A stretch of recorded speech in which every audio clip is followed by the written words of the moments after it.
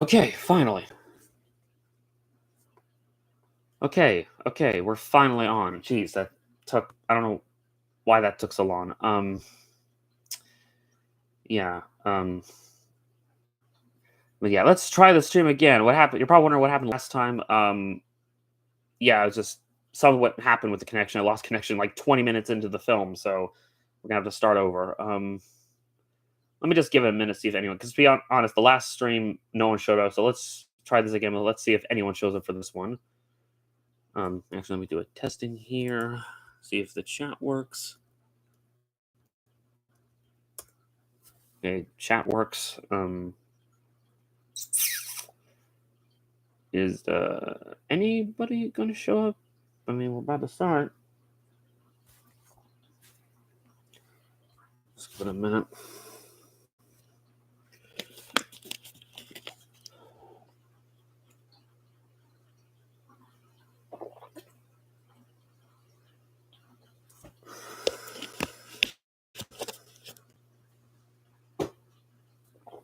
All right. Just if anyone will pop up. Um,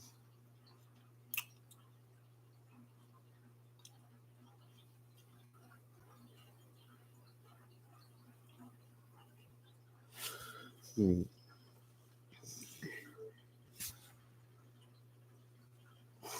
Actually, this is probably it's a 97%, so it should be fine. Turn it off now. Hmm. Yeah, my hair looks a little wild. I was just outside with the dogs on it. It's just a little sway. That's all. It's hot again, as it's been for a while. Of course, it's summer in Georgia. You expect that.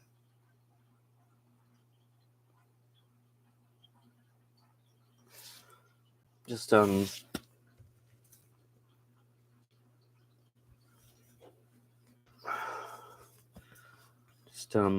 wait and see if anyone pops up.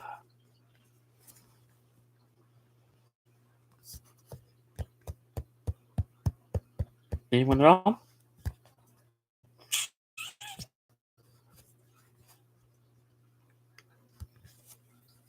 Hmm.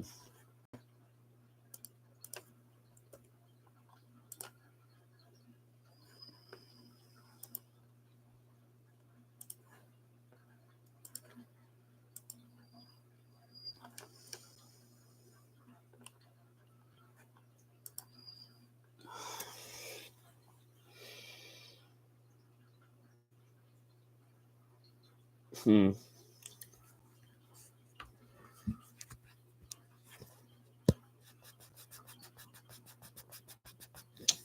Okay, then just make sure this thing's on. No, it's hmm. Strange. Usually the Disney watch alongs are the ones that get someone on way, but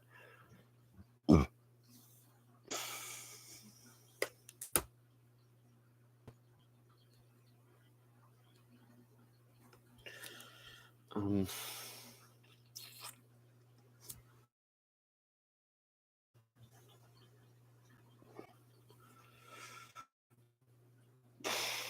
yeah, sorry to anyone who could be watching this, just waiting for someone to pop up.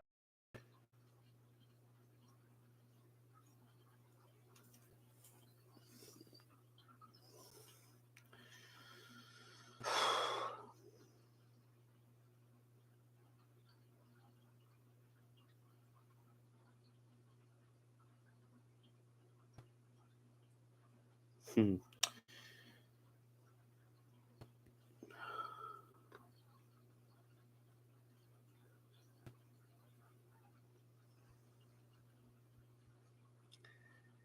Anyone at all?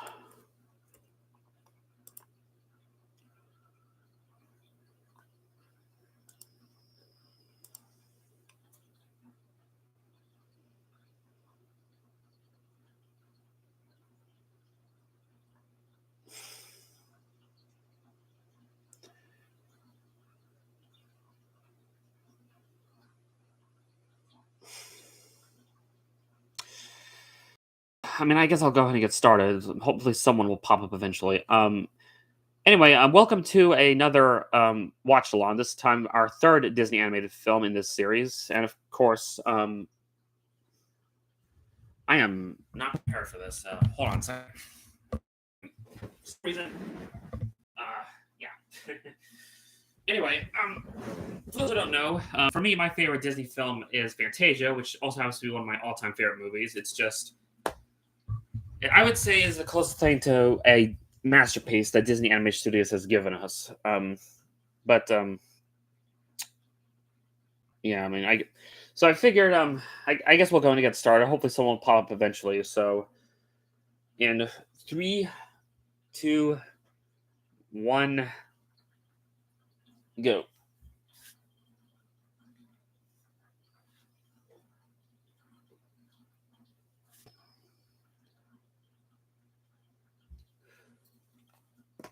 Was this thing on?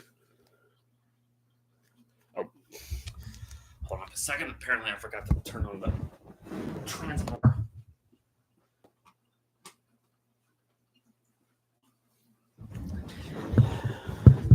As y'all can tell, I did not come prepared for this. There's always something I'm leaving on the wayside. Let's see. All right, there we go. Now we have sound, or well, I have sound. You guys, again, will have to have your own copy of this film.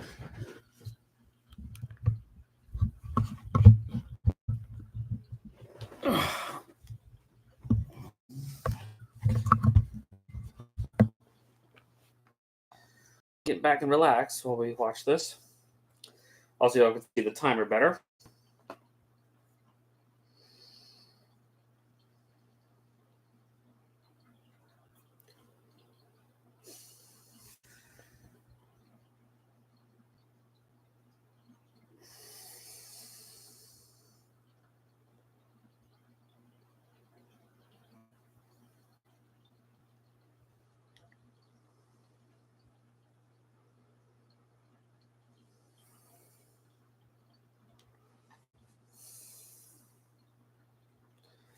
Just get the band together.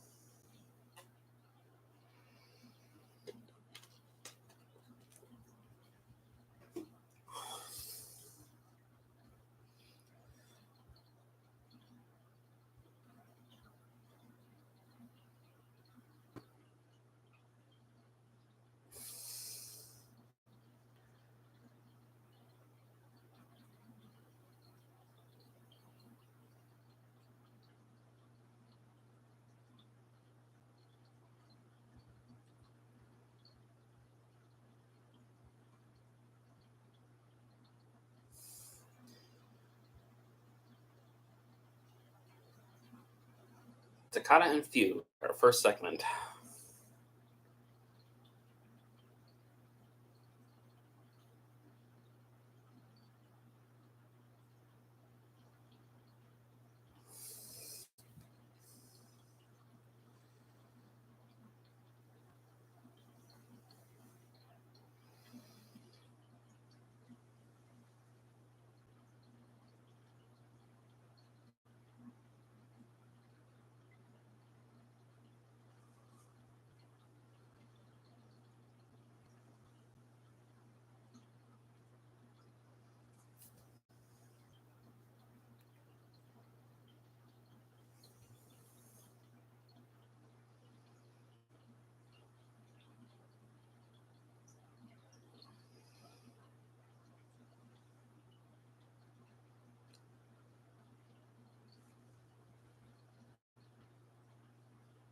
Yeah, this is probably well. Okay, there's a lot of iconic moments in this movie, but this one in particular is pretty iconic,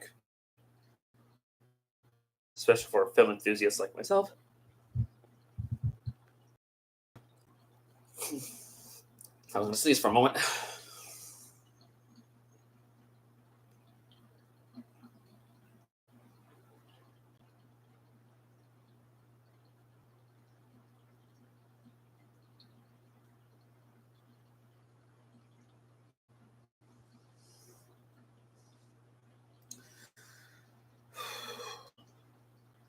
Man, I have not been doing much luck lately with these. At least with the previous two Disney films, I had someone come on the chat, but I guess they're busy this morning, so who knows? Hopefully, someone will show up soon.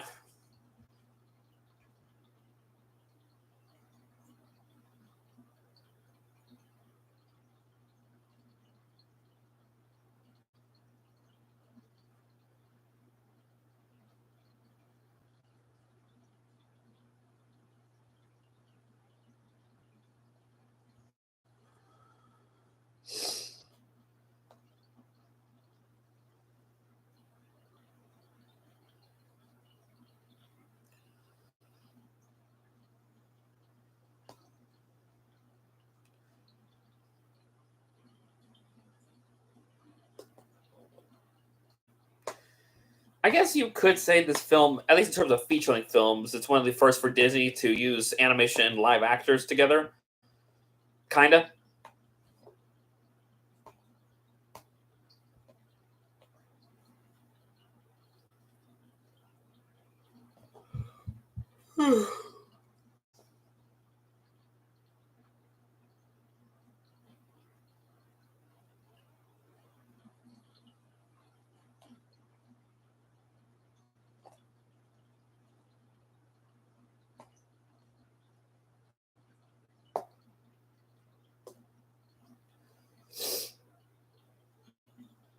But I know anyone can tell, I am wearing a Fantasia shirt, so for the occasion.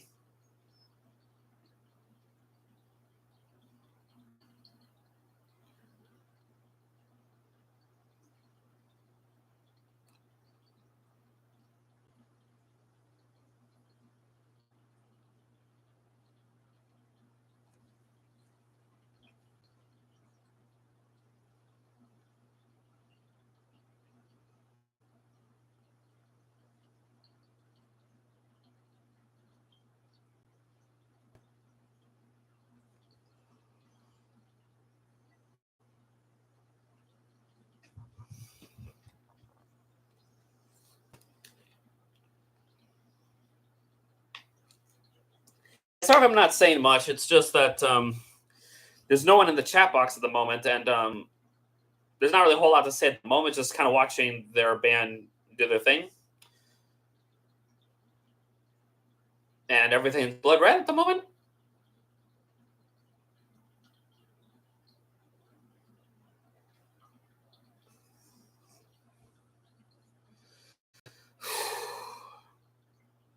Yeah, this is gonna be a long one. Considering that this movie's 2 hours long, I mean, I think this is the longest film in the Disney Animation Library as of now. I mean, I doubt they'll make one longer than this, but it would be surprising if they did.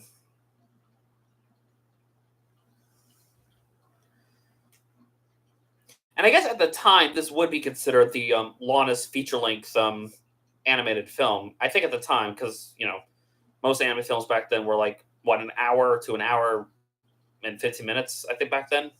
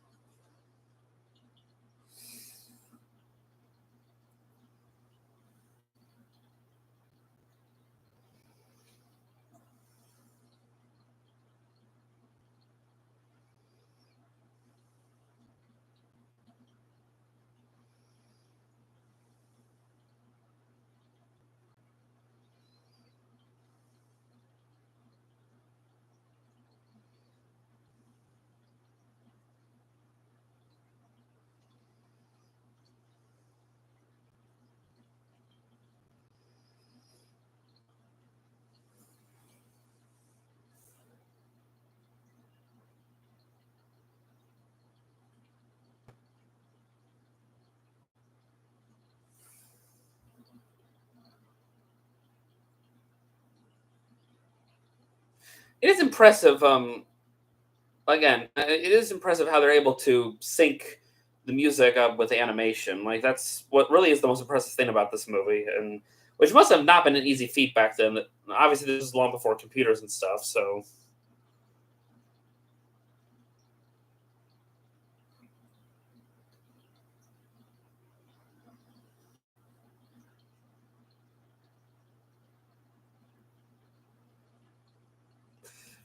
honestly, this part of the film it kind of reminds me of Pink Floyd: The Wall in a way.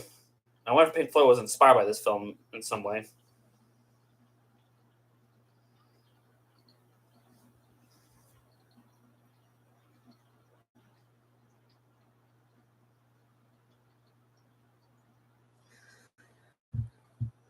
I would be surprised to fall asleep. So this not because it's boring or anything, although the music is so lovely and the visuals, it might put someone in a trance. But who knows?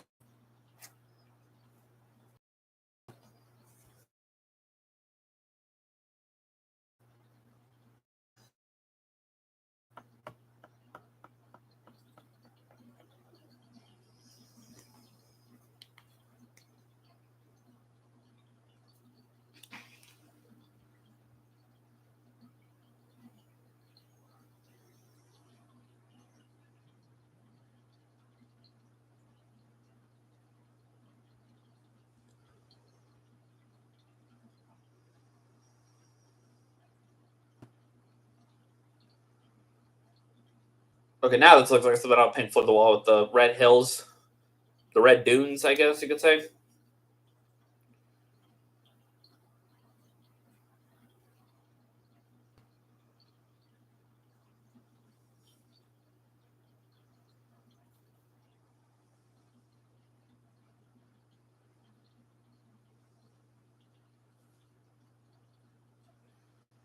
Yeah, it's just checking a few things.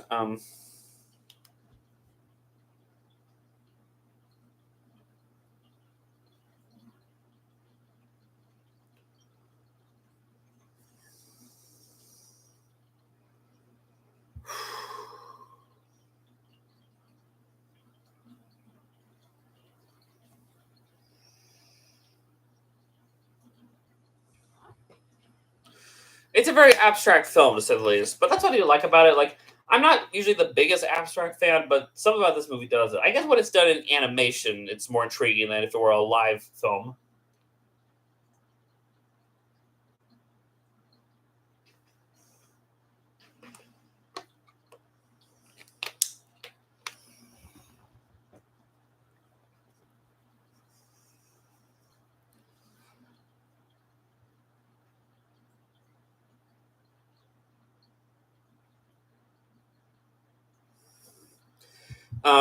But yeah, like I said, if you don't have a physical copy of this movie, you just use Disney Plus, I guess. If it is on Disney Plus, I'm assuming it's on Disney Plus. So this is a pretty iconic film of theirs. But then again, Song of the South is pretty iconic, and I doubt that's on Disney Plus.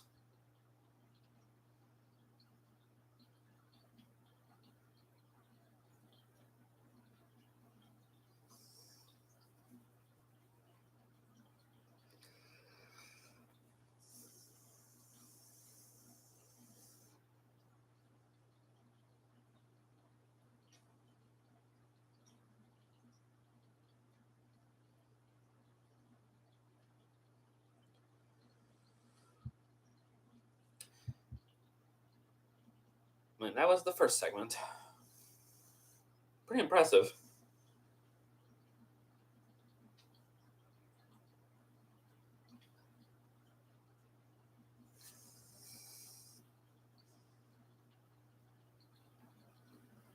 Really. I mean, yeah, the Necromancer Suite is like his most popular work, and yet he detested it. That's interesting to know.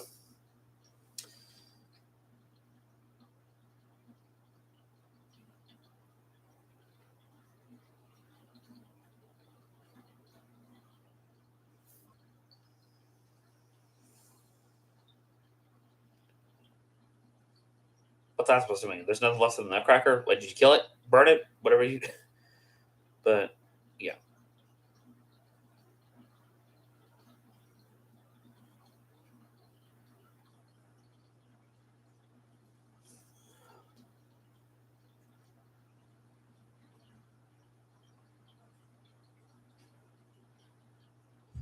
Obviously, that's like one of the most iconic music pieces out ever.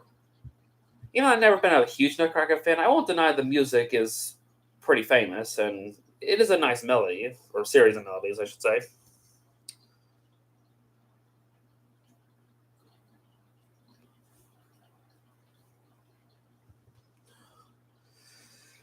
Yeah, I'm kind of behind schedule today. I don't know if I'll be get the other watch alongs out today, but we'll try.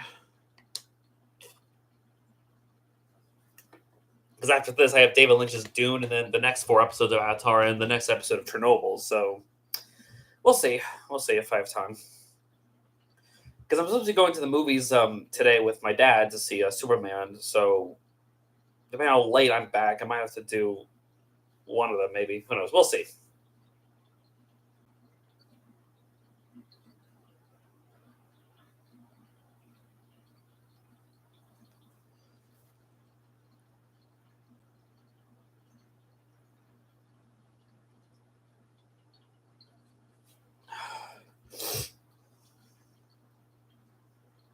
Just watching the fairies just dance on the water.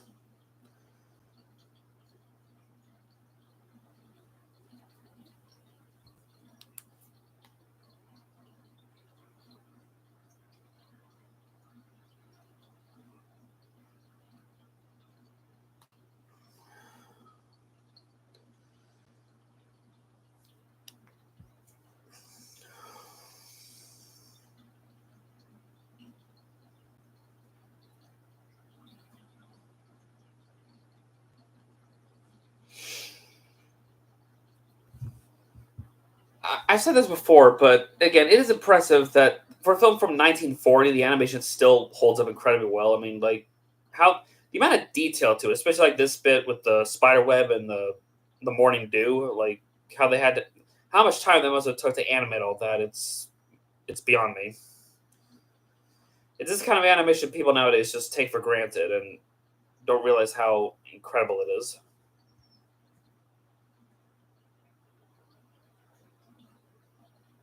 And now we got dancing mushrooms.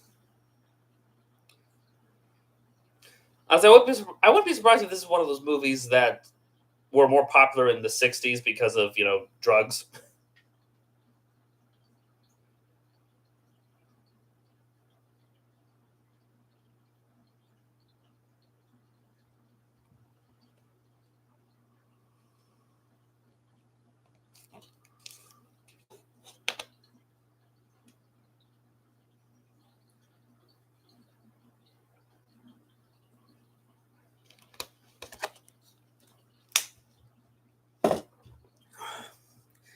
I mean, I guess if people wanted to join in, they could just get a copy and try to match up to the time if they miss out the first 18 minutes.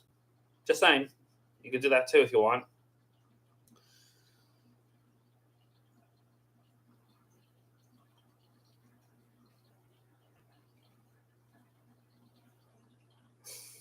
Well, that happened. Probably say that a lot throughout this film since a lot of stuff happens.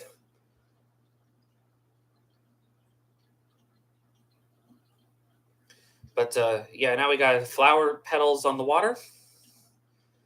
Um, can't imagine how hard it must be to animate reflections, especially from this time period. It's incredible. But yeah,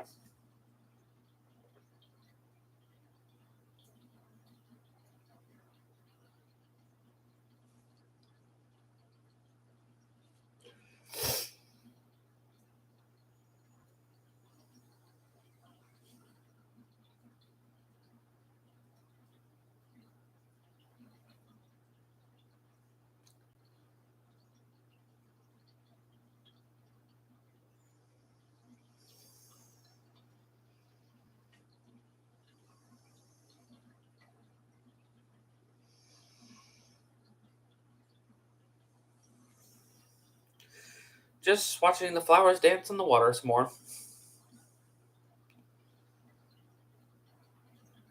I feel like really that much like films like 2001: A Space Odyssey, I feel like this is one of those movies that's best seen on the big screen with the best surround sound.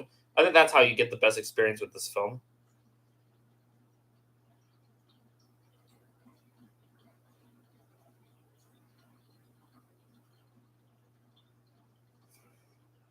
and they go down the waterfall, which I guess they just kill themselves. Like, okay, and they drown. Nice.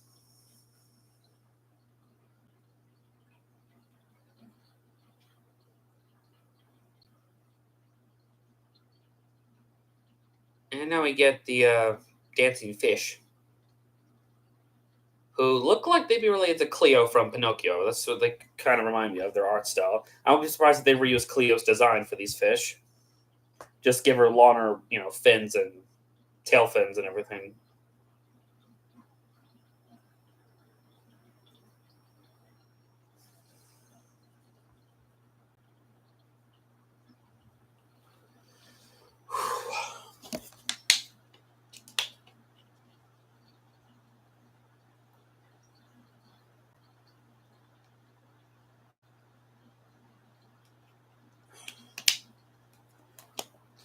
Again, trying to animate underwater. I mean, I know they did the same thing with Pinocchio, but it must have been a challenge for them to figure out how to perfect water in animation, particularly when you're underwater with all the bubbles and the ripples and everything. It's incredible.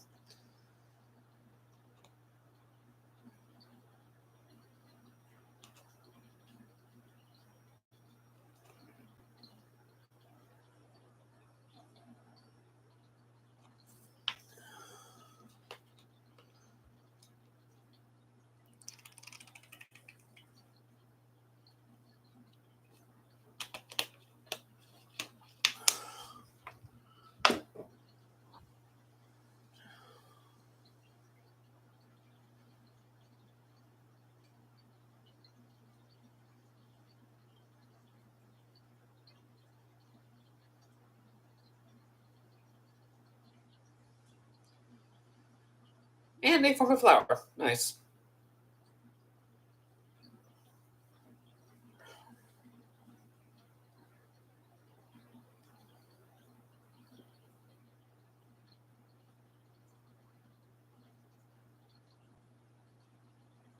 So basically, okay, if I want to, so basically, would these be like the fish equivalent of what are they? Spanish dancers, I guess. And I'm not talking about the sea slug. I'm talking about the thing that those sea slugs are named after.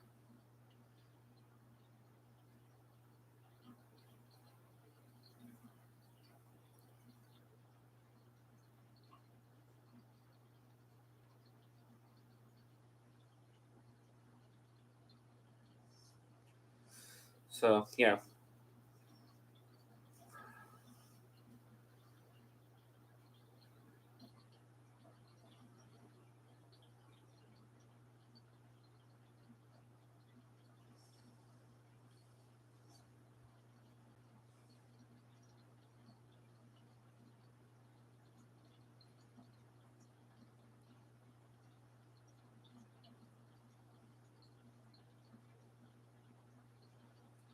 maybe we get more dancing flowers.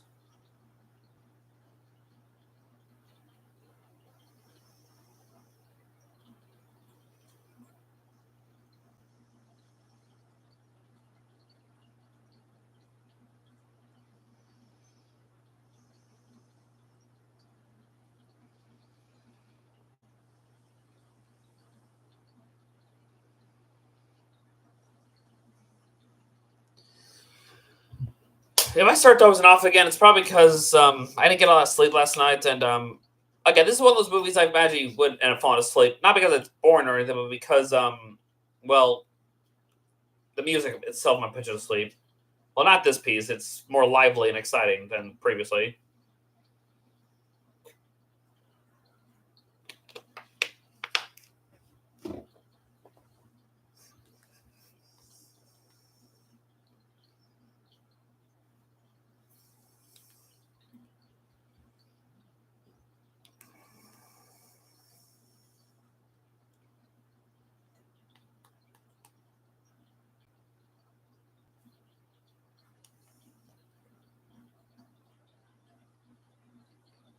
I think we're close to the end of this segment. Great segment, don't get me wrong. But for me, if I had to pick my favorite parts of this film, it would have to be The Sorcerer's Apprentice, The Rite of Spring, and Nine on Ball Mountain. Those are the three I love the most. I mean, they're all great. Don't get me wrong; they're all great segments, but there's some I prefer over the others.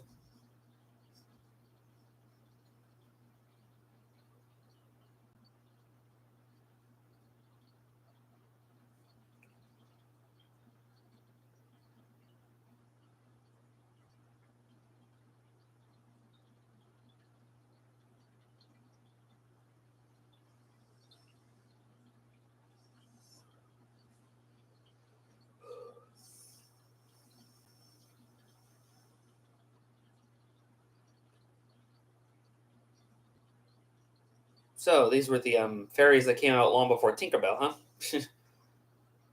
I just come to think of it, yeah, Tinkerbell. I mean, consider that we associate it now as one of the Disney icons. It wouldn't be until later on, since Peter Pan wouldn't come out for another little over a decade from this point. I mean, so you know,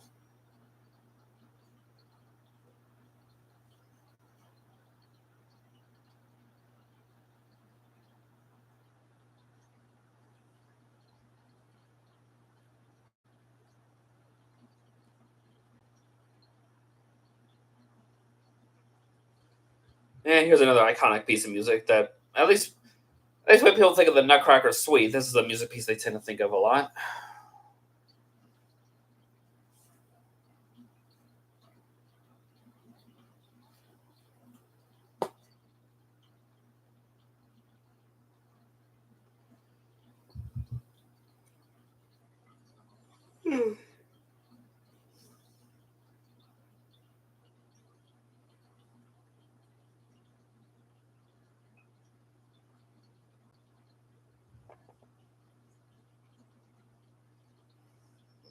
So yeah, we're in autumn now. So yeah, I forgot that this set was supposed to represent each of the seasons. So like first was spring, then summer, then autumn, and then winter. It ends with winter. So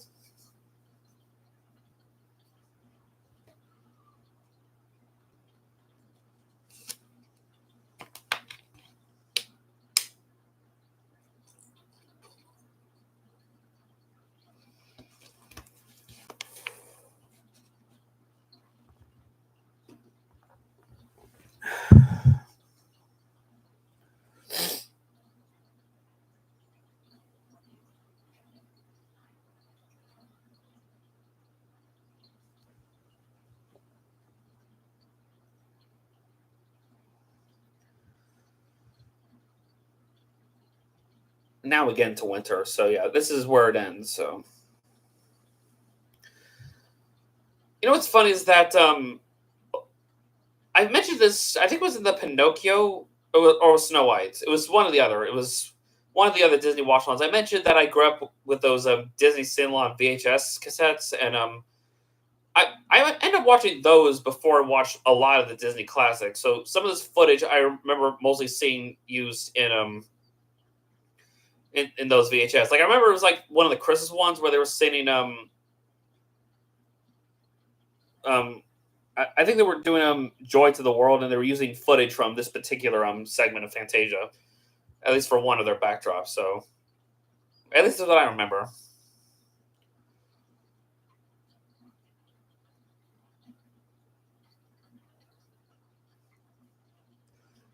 God, it must take forever for them to animate these snowflakes right here.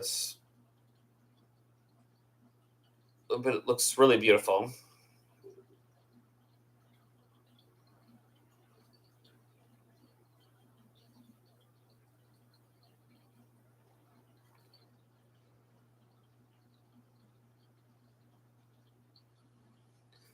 Another good one. On to the next one.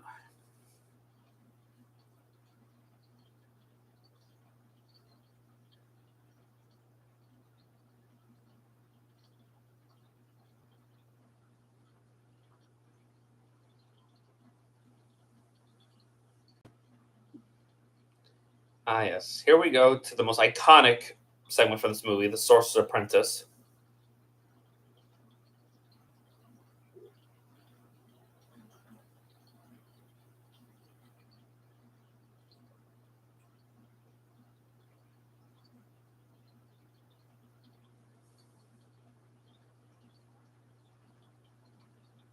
Yeah, as you do.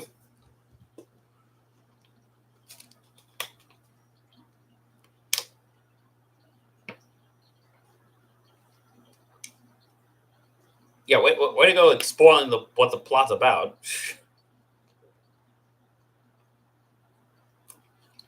And there's Yen Sid, who would become a more prominent character in the Kingdom Hearts.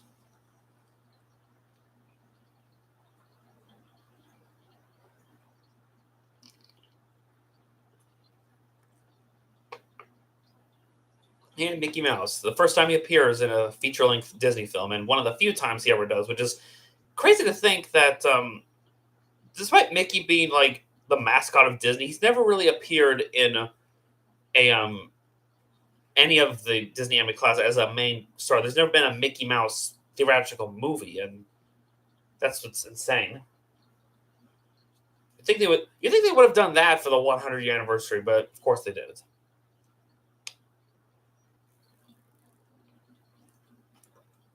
Before that looked like butterfly, it almost started to look like Chernobog, like foreshadowing the last segment of this movie.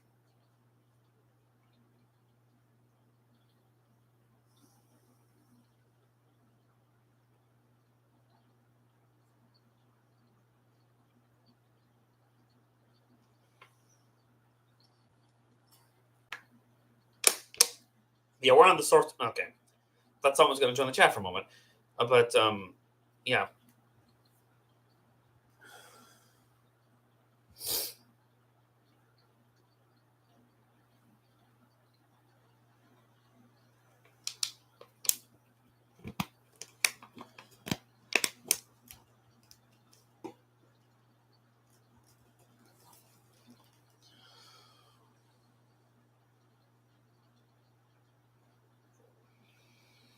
I don't know what this must have felt for people who grew up with the Mickey Mouse shorts that came out before this movie, because of course Mickey was in a bunch of shorts before this. So the idea of seeing Mickey in a feature-length film on the big screen must have been something for audiences at the time.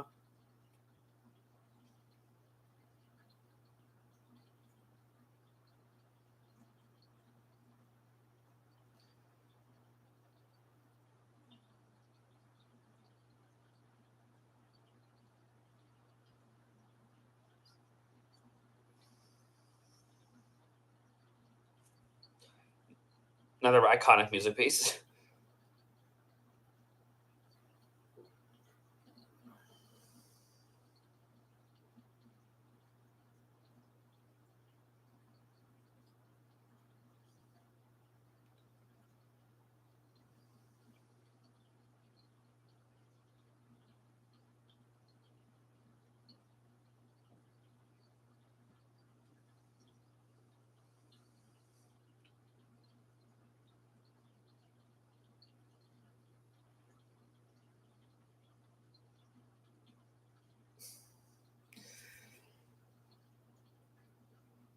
I also got to remind myself that yeah, this is the one segment that got a technically kind of got a, well, not really a remake, but did get a live action film base with The Sorcerer's Apprentice, the one with Nick Cage and I can't remember his name, but the actor that voiced Hiccup from How to Train a Dragon. But yeah, I did like the film when I was younger, but looking back, it's not that great.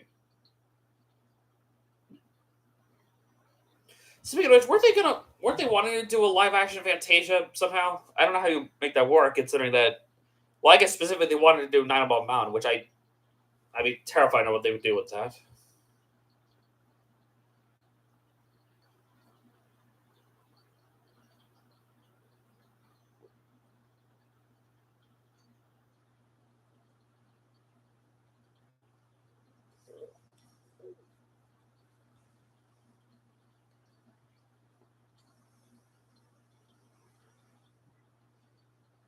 Summoning the stars and other galaxies, I guess.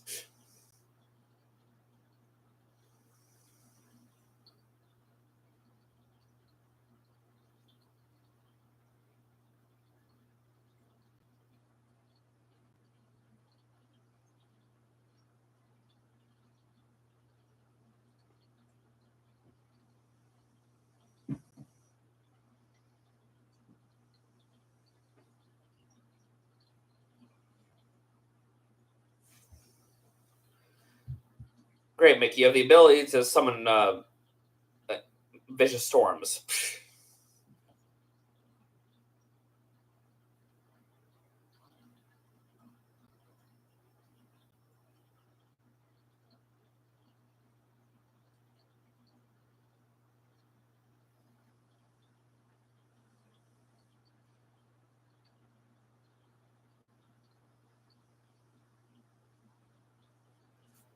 Now, how long would Mickey have been asleep to allow the broom just flood the place like that?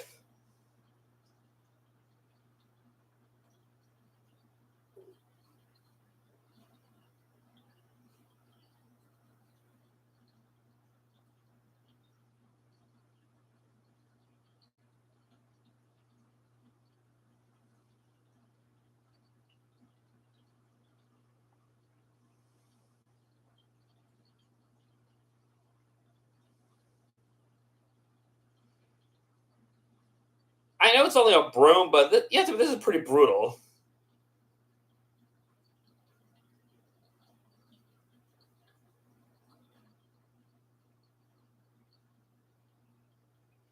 Unfortunately, it didn't work. So I guess it's like Hydra logic. You chop one bit, multiple bits grow back.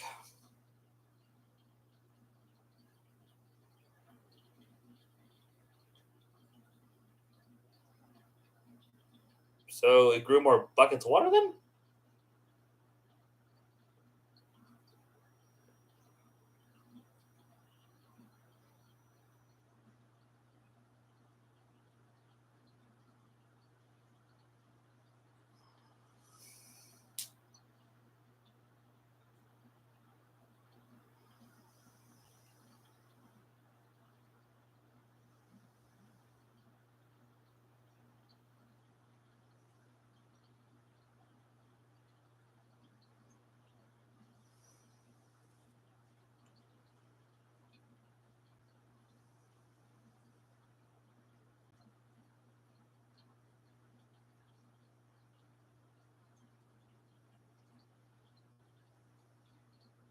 Yeah, Mickey, that's not doing you any favors.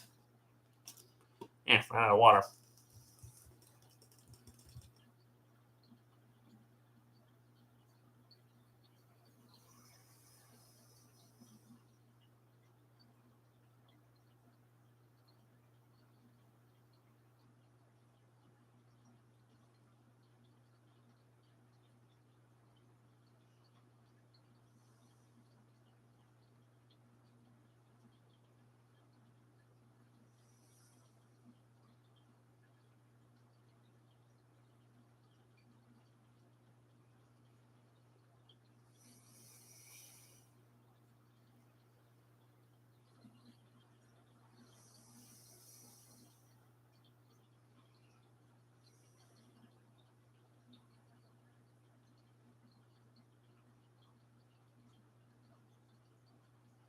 And only now Yensid wakes up.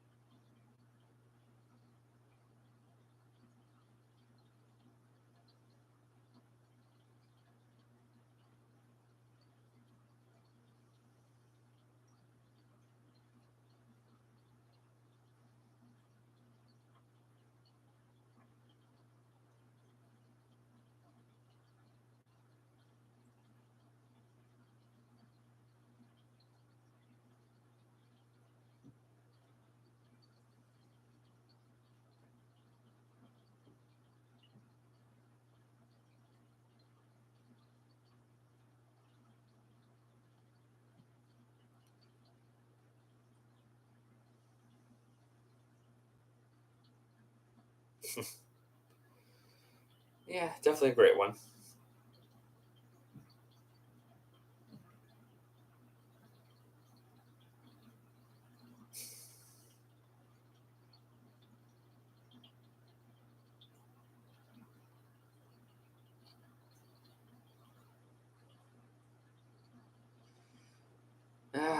Walt, the original voice of Mickey Mouse.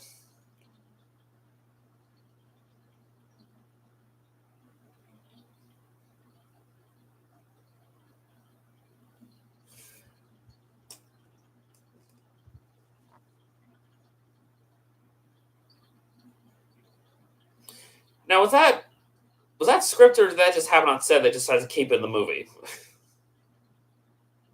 That would be funny if that were the case.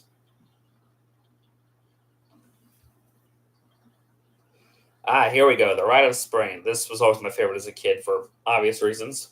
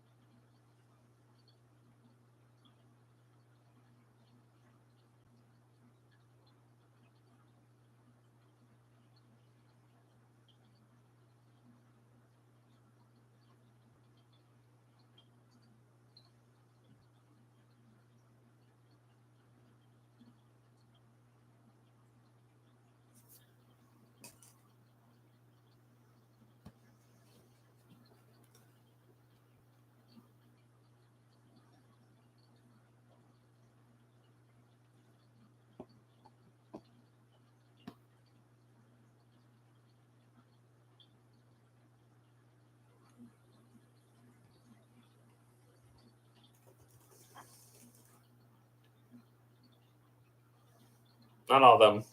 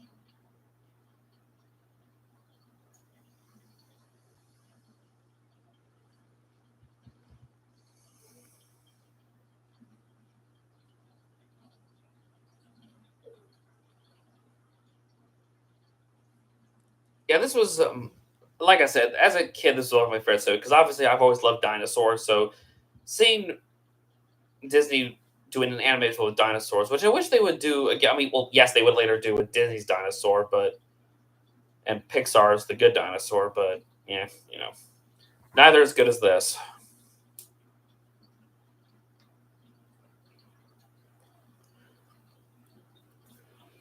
Obviously, a lot of stuff featured here is outdated because this was 1940, and our knowledge of dinosaurs have changed since this movie came out. So,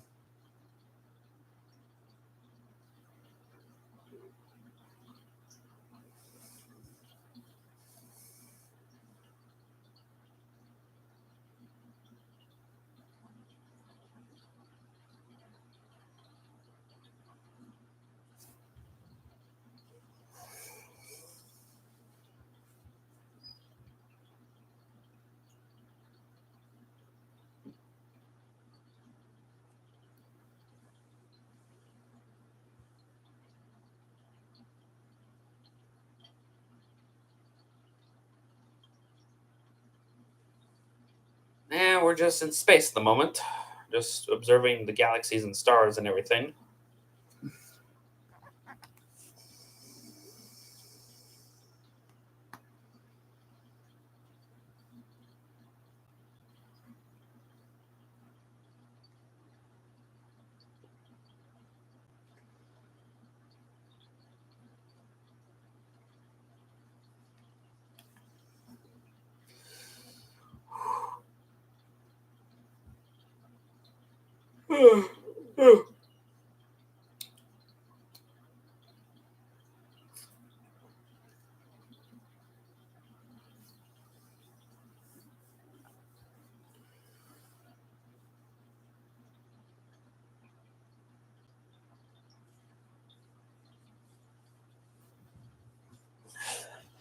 Yeah, unfortunately, I was starting this later than I was hoping. I had some technical problems, and I mean, the last stream I intended to do of this, I lost connection, and I figured, well, we're 20 minutes, I might as well redo this. So this is our second take of this stream. So hopefully after this, I'll take a quick break after this before we start the Dune live stream. So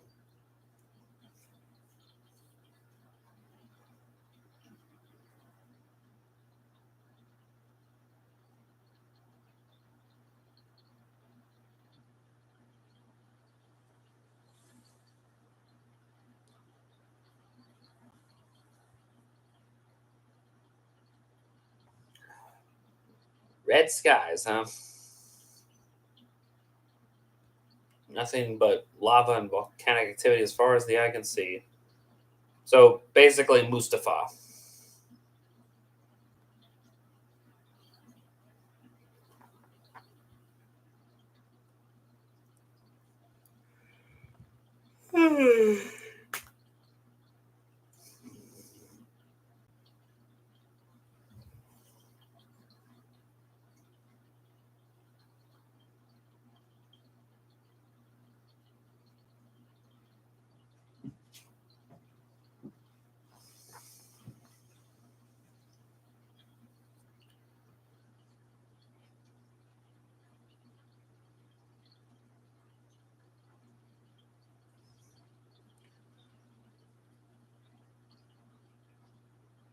Man, that volcanic fire looks incredible. Like seriously, how they animated that, it's amazing.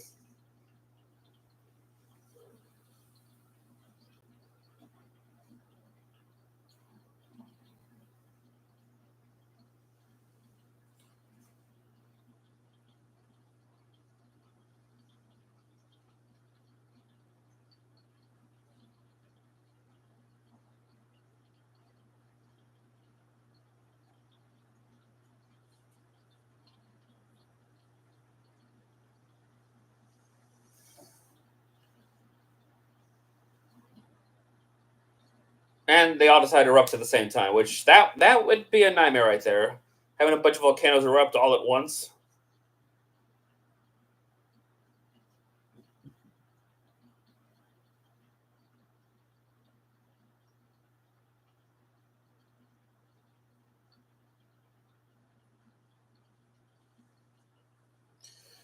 Whew.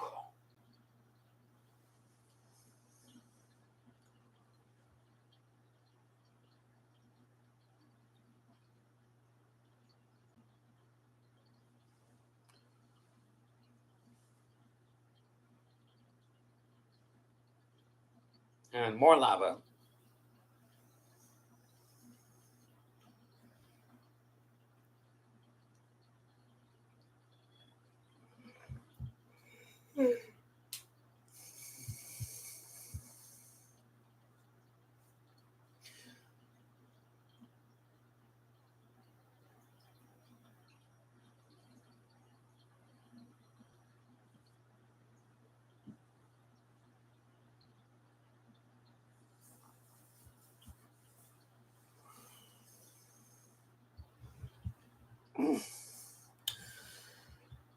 Sorry, just trying to stay awake. Like I said, I'm a little tired. I don't know. I felt like I didn't get a lot of sleep last night or something.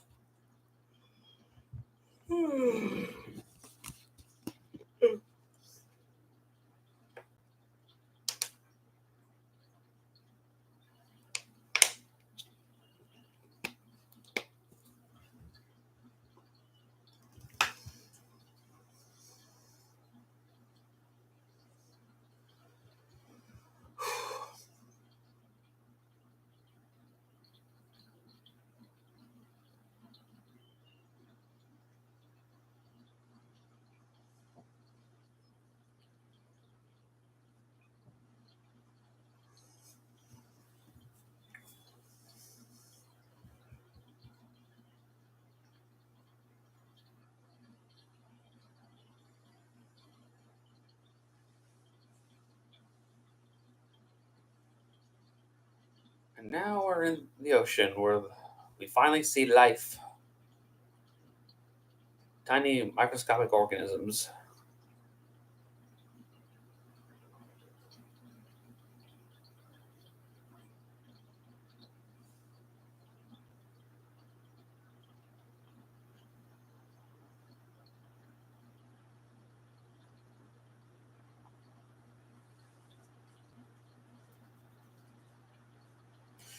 Um, yeah, just in the ocean, we see more early life, mostly microbes and I guess plankton. I suppose is what we're seeing now. Um, then we, I guess, transition to the first vertebrates. I suppose. Yeah, we're on the Rite of Spring segment. In case you're wondering of this movie. Yeah, more ocean life. I don't. Let's see. I see a bunch of what looks like hydras. Yeah, this is also my favorite segment from this movie. So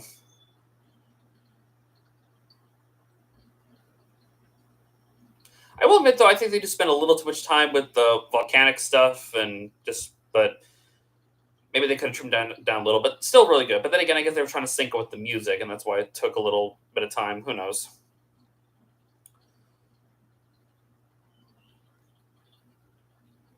Yeah, see jellyfish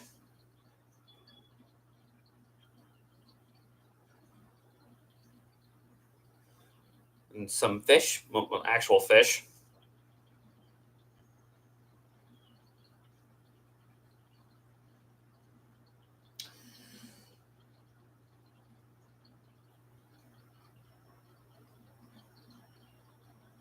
Mm. I love Dean Taylor's original voice better than the Corey Burton's voice. Yeah, yeah. I think. Hey, Anita Bailey, thanks for joining the stream. I know we're 52 minutes in the movie, but thanks for coming on. Um, yeah, maybe I just started the stream too early or something. Who knows? Yeah, some nothosaurs. I think those are what those are.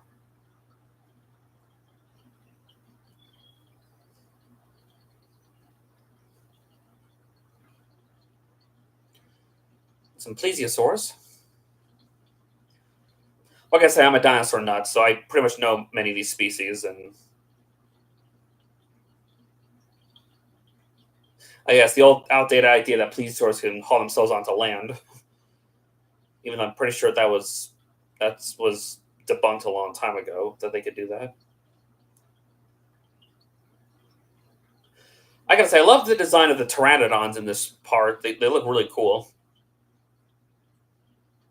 and they actually animated not having any teeth, since the name pteranodon means toothless wing. So I don't know. It's just a lot of movies with dinosaurs tend to portray pteranodons having a beak full of teeth, even though they didn't actually have that. Yeah, I know. I know they reused the Source Apprentice in Fantasia 2000 for some reason. So I'll be doing one of Fantasia 2000 when we get to that point. Like I said, I'm doing these Disney films in release date order, so that's a long ways away. So I believe they wanted to do a Fantasia 2 soon after this one, but I guess because this film wasn't a financial hit, they didn't do it. And the pteranodon gets eaten by the Tylosaurus.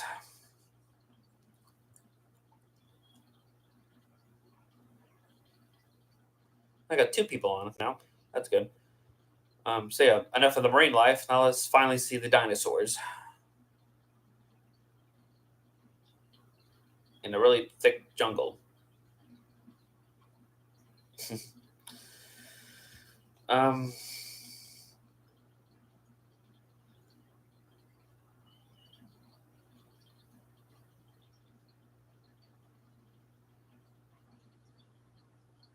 let's see a Dimetrodon, even though that's not a dinosaur, but and very outdated Ankylosaurus. Yeah, Triceratops.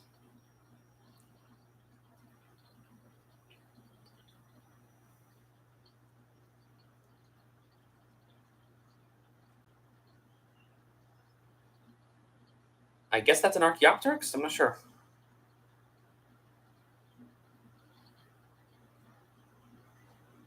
That's right. Yeah, long before any dinosaur-related media, we had Rite of Spring. Even though there was dinosaur-related content before this, like you had Gertie the dinosaur, you had the there was a few shorts. There was The Lost World from 1925. Lost over that. Has some Ornithomimus.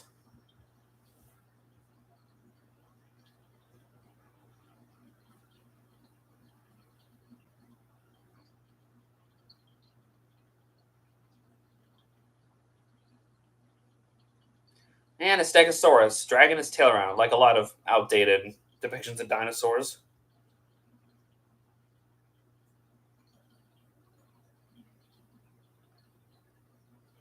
And Parasaurolophus, one of my favorite hadrosaurs.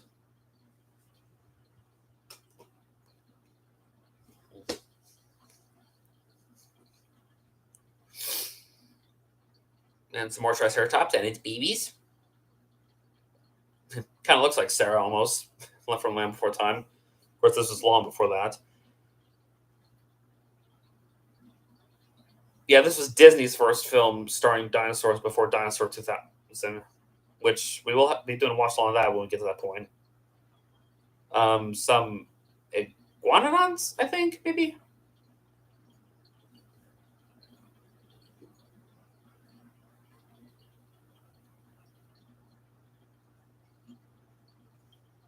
Not sure what that little bugger was. And some kind of sauropod. I'm not sure if it's an apatosaurus or a diplodocus. Maybe a diplodocus, given its long neck and long tail. And of course, it's dragging its tail around like other, dinosaurs, how they were depicted back then. And we get this iconic bit.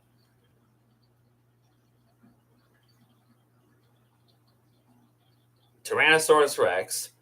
Well, a very outdated Tyrannosaurus who just has Allosaurus arms, which I guess was the typical theropod design back then. So,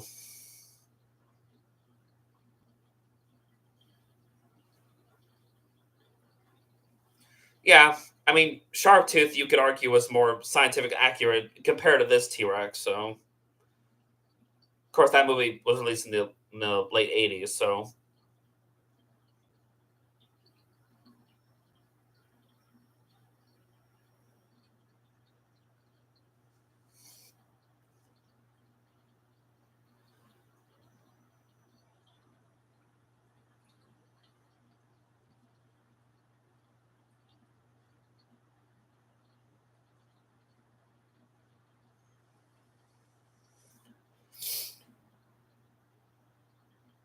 okay, it looks like this T Rex has fangs. Kind of like Fang from Primal. I would love to watch on Primal. Maybe we could do that after I'm done with Avatar.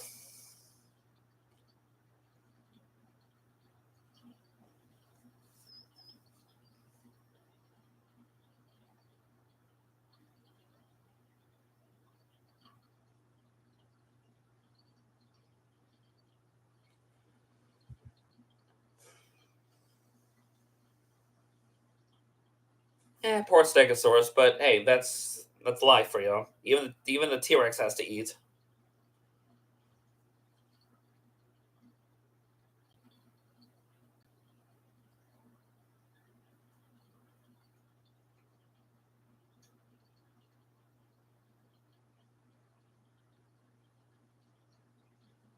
Of course, won't show it eating the Stegosaurus because that'd be too graphic, wouldn't it?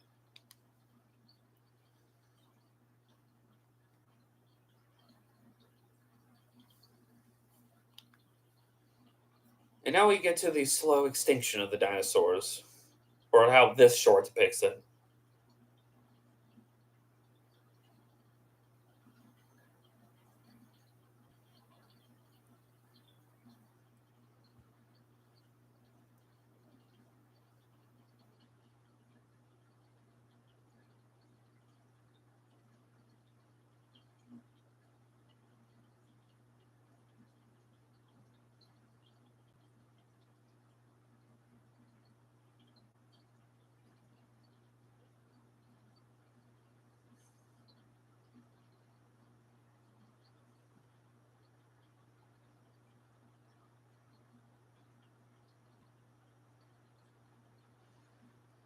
Honestly, this is kind of similar to the scene of Disney Dinosaur when they're struggling to find water.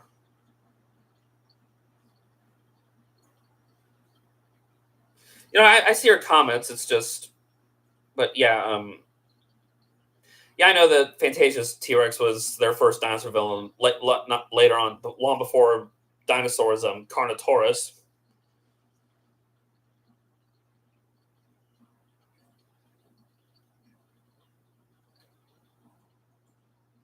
And they're all slowly dying of starvation and thirst.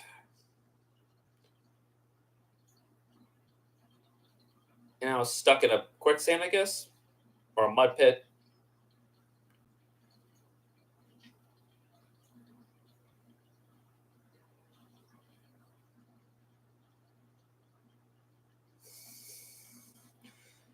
And a Paraceratosaurus are waiting for them.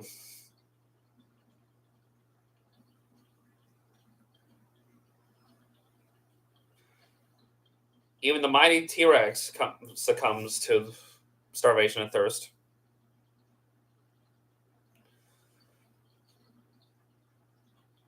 I give the short credit. It is showing how some fossils of dinosaurs were found like that, where it's multiple skeletons found, and along with predators, showing that it was like some death trap for them.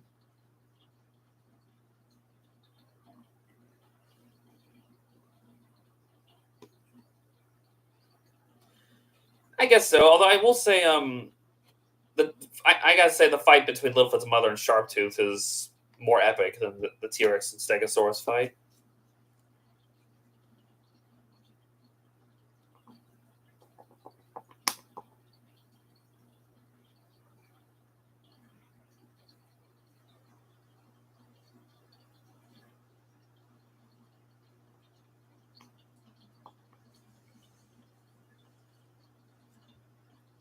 Yeah, as I said before, as much as I do like the segment, I will admit the beginning and ending parts I felt do drag on a tad bit. But again, maybe that's just an excuse to try to sync up the entire of this music score with the animation. So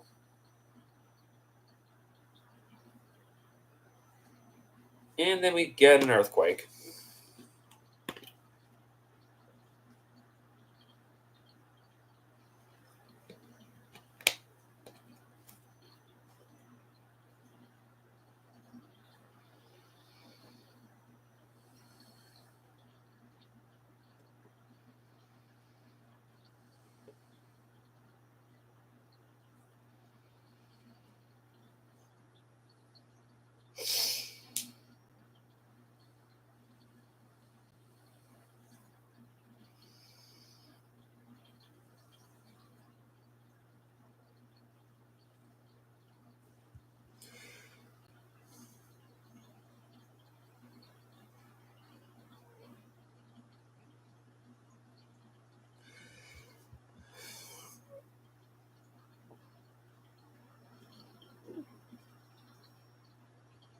Yeah, I guess it's typical for Disney. They like to reuse T Rex in their properties. I mean, consider you have Rex from Toy Story and Tiny from Meet the Robinsons. It is interesting that Disney's dinosaur didn't have a T Rex. Instead, they went with the Carnotaurus. But gotta give credit there, so they don't reuse the same dinosaur over and over again.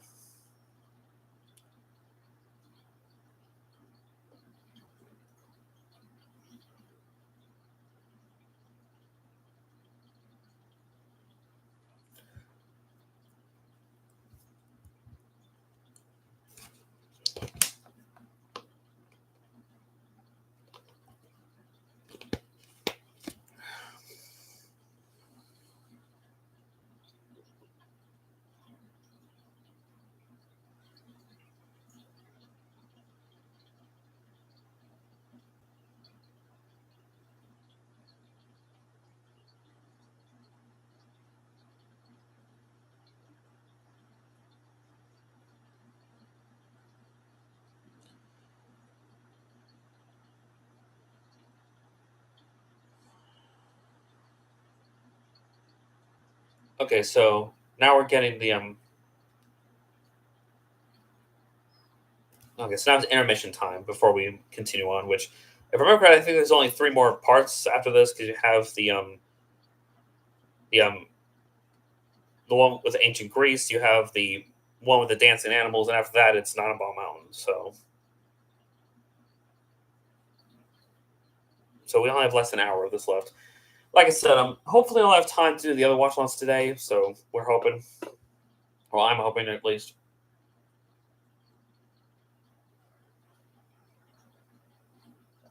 Yeah, I see your comment. It just says, yeah, Rock Spring was 2D and Dinosaur was CG. Yeah, I see that.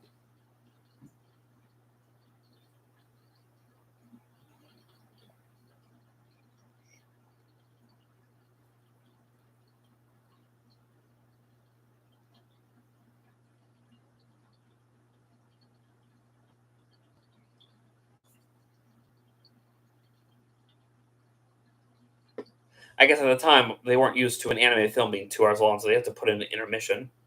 So, and intermission's over.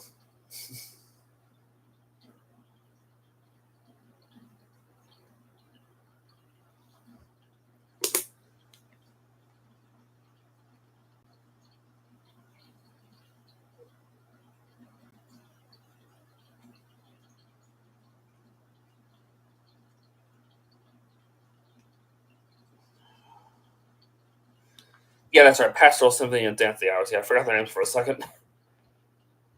You think I would know that because this is my favorite Disney film, and or it's one of them. Honestly, it's kind of between this and Beauty and the Beast and Lion King is my personal favorites. But yeah,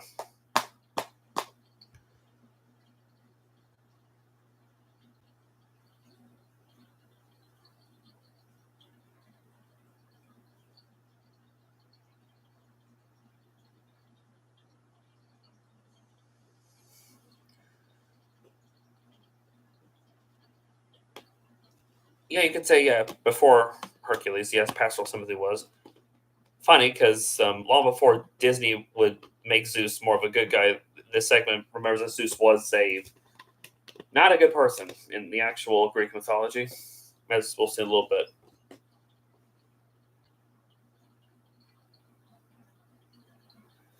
I guess it's a type of intermission. They're just kind of testing out their instruments before they start the next segment.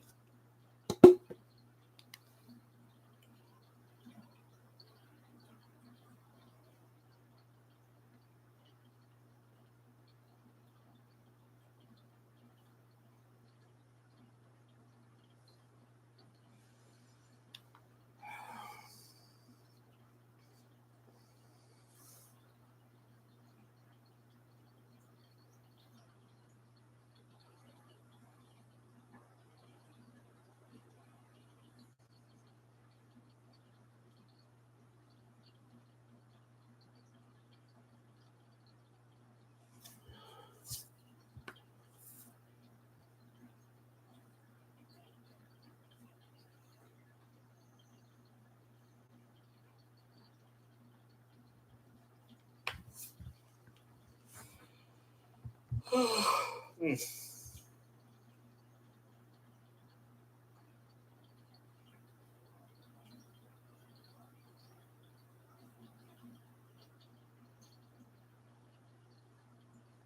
Those are all great choices. And we will get to the watch alongs for those later on down the line. I can't promise I'll be doing these every single day. It's just I've had a lot of time. I have a lot of free time this week, so I thought I would do as many of these as I can while I still can.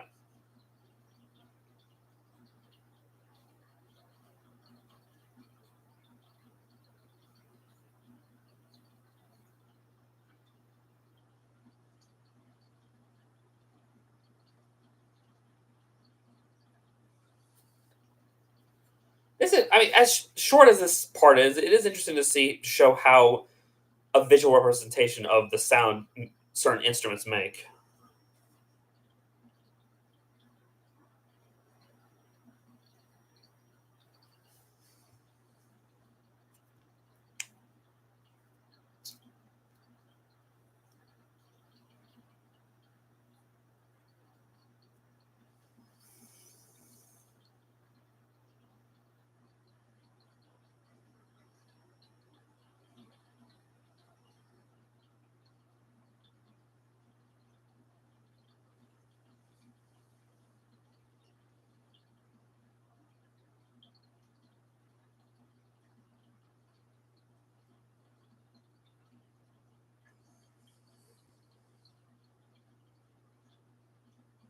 Or all the blue skies or blue sky movies going to some of them. Like I do plan to use Ice Age and robots. Uh,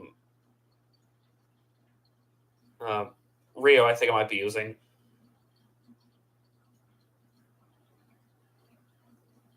Maybe Spies That Disguise. I don't know. We'll see. I mean, I have so much planned for part two of Hero Villains. A lot of movies and shows will be incorporated. It's gonna be hard to juggle them all, but we'll see.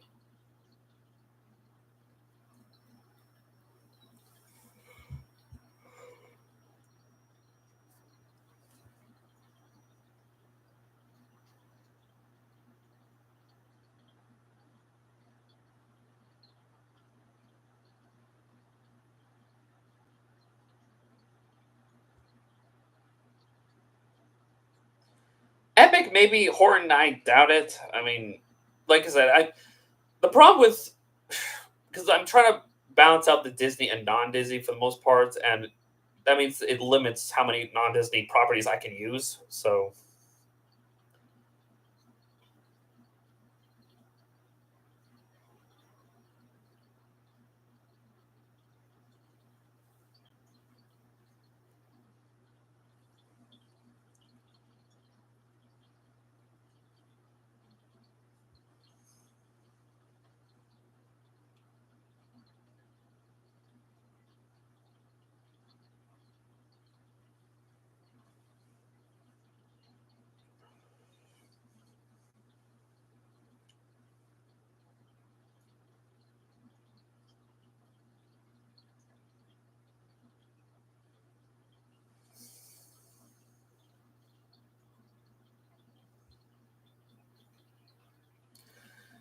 Is Dinotopia 2002 going to appear? I don't know. Like I said,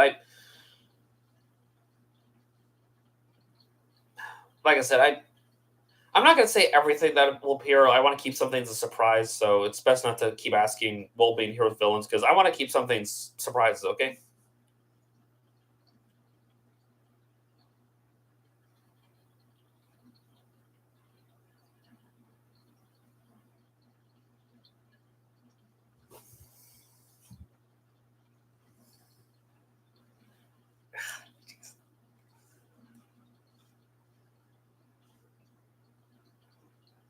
Oh well, thank you.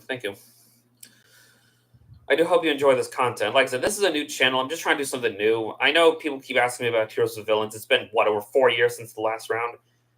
A large part of it is, I'm going to be honest, is procrastination, but also burnout and creator's block. Like trying to, you have no idea how many times I've had to redo the layout for round two because new ideas keep popping up and trying to, you know, you'll see when the round comes out, which I'm hoping to have part one released sometime this year. I can't promise that, but we'll see.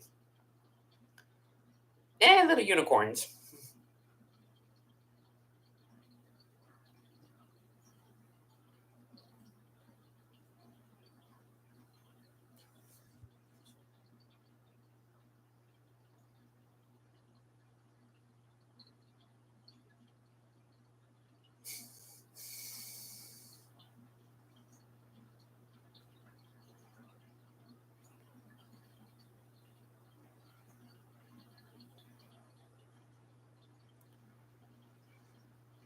I don't see Danny DeVito in that crowd.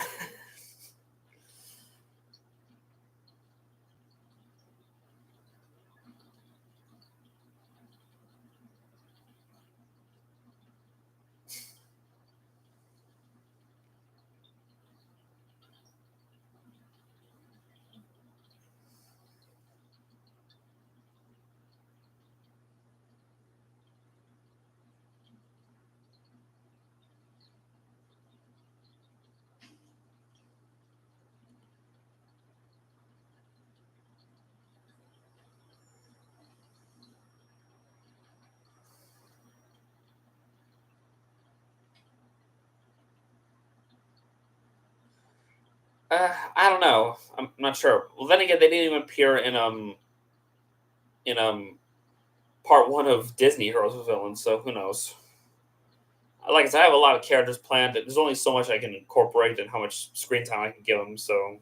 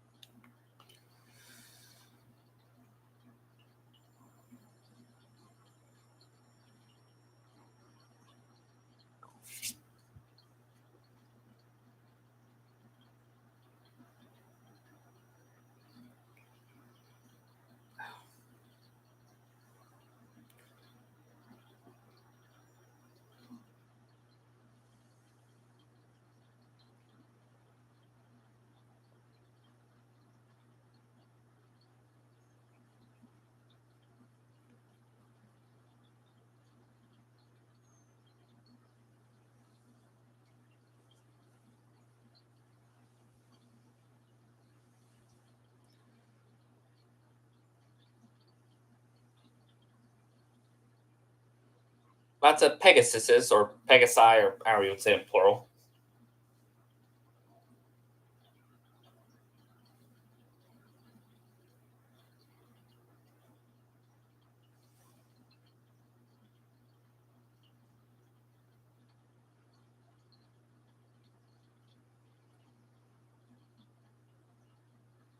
Well, maybe Ace didn't think to use them when he made his series. So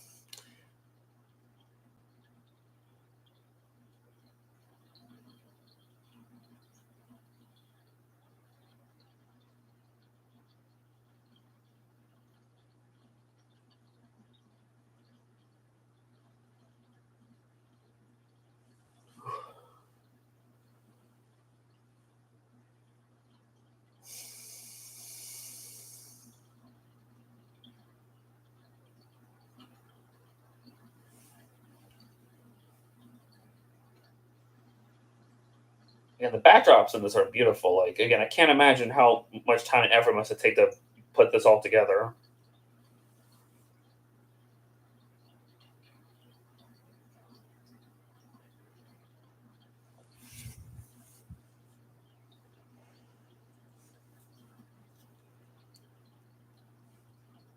And now we get to the centaurs and the centaurettes.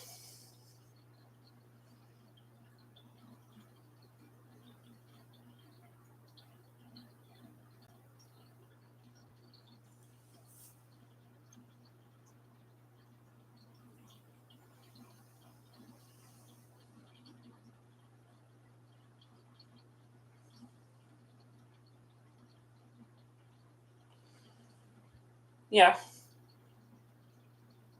Funny enough, the Pegasus in this are animated more realistic, like real horses, than Pegasus in Hercules later on.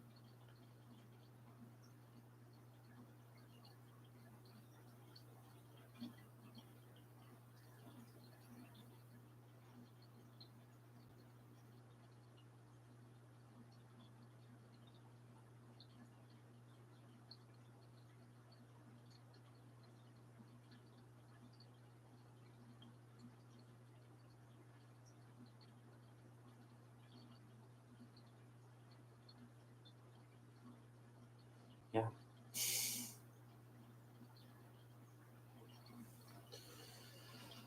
Whew. And then come the centaurs.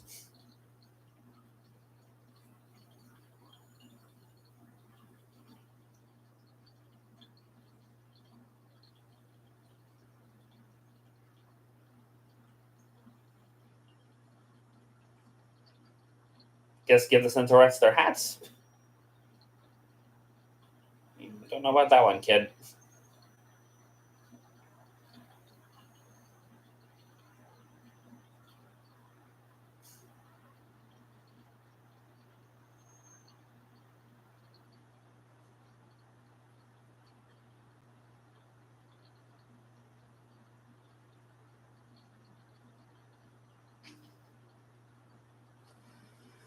Yeah, that's right. Because yeah this. I think the segment was censored because there was originally like a centaurette of color that they weren't treated very nicely, so they ended up cutting that out.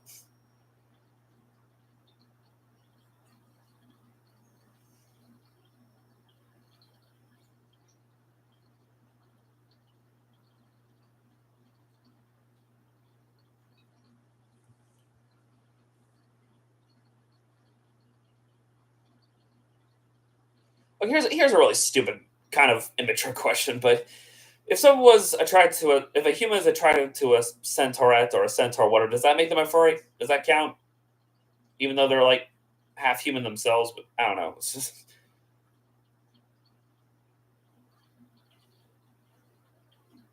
centaur. Oh yeah, right. Because Nessus from Hercules. I was about to say I don't remember a centaur, but then I have to remember Nessus was in that movie.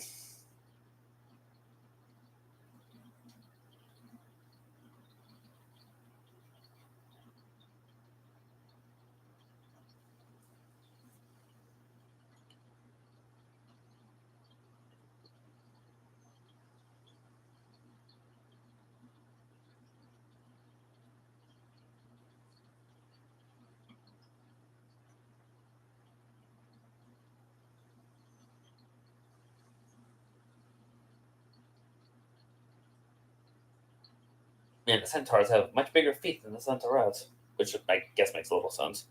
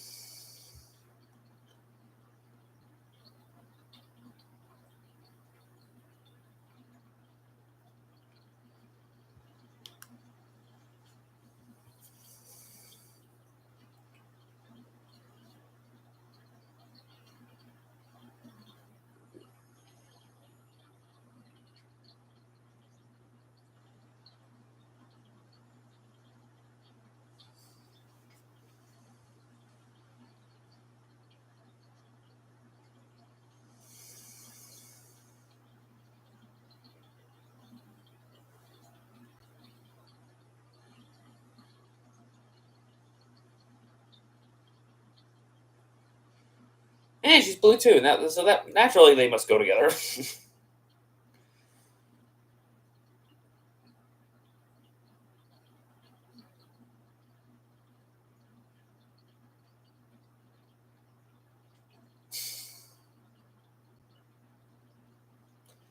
Yeah, they do. I mean, don't know much about them because, like I said, this is a silent short technically, so don't really know too much about their characters per se. From what we see here, they seem like they make a nice pair. Hopefully. Okay, here's the thing. With characters from Fantasia, I don't know how I'd be able to utilize them in Heroes vs. Villains since some of them have very limited screen time. If anything, they would probably make cameos or like background fodder, which is what Ace has been doing in his series, kind of. Now, put some clothes on, you little flying babies. Jeez.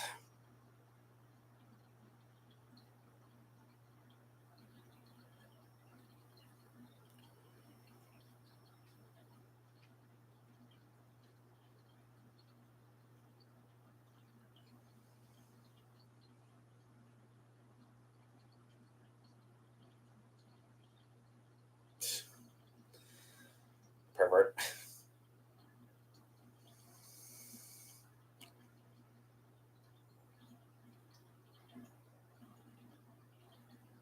I was about to say a waterfall made of wine, but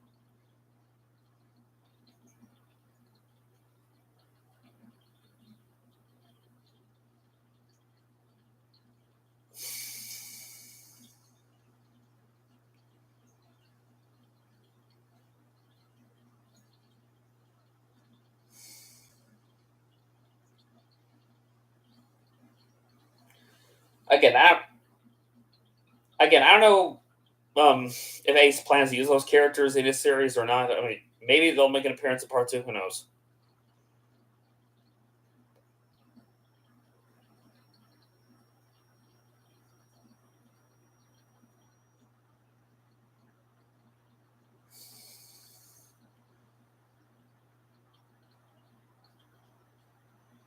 Somebody's a little drunk, a little too happy. Even getting your donkey unicorn blastered.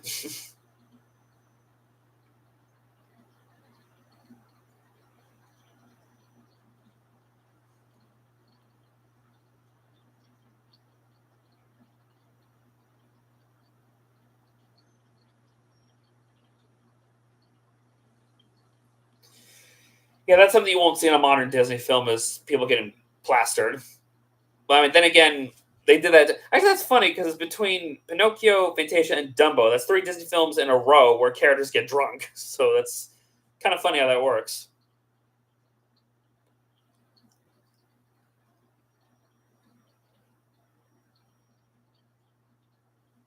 See, everyone's having a good time.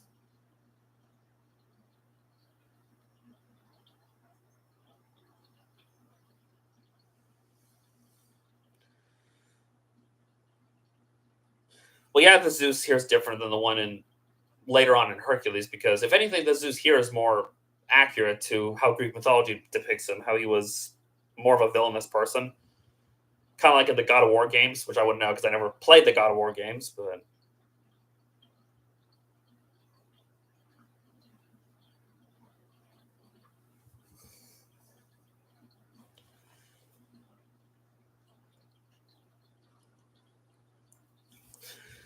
speaking of video games, I have considered the possibility of starting a gaming channel, but I don't think I have the equipment for that at the moment. I mean, I do have several games on my Steam account I haven't played yet, so it would be a way to get me to play some of them. Who knows? Maybe if I ever, who knows?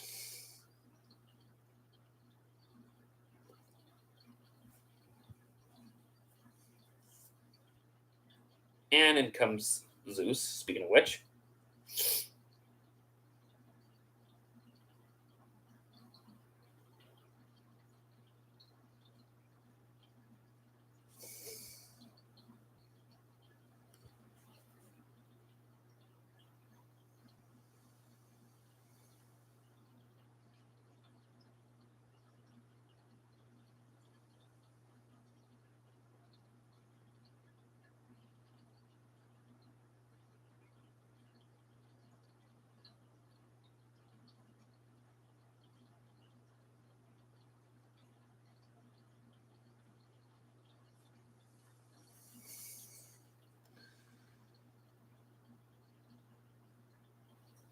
Yeah, but again, you won't see that in a modern Disney film because how sensitive people are about that sort of thing.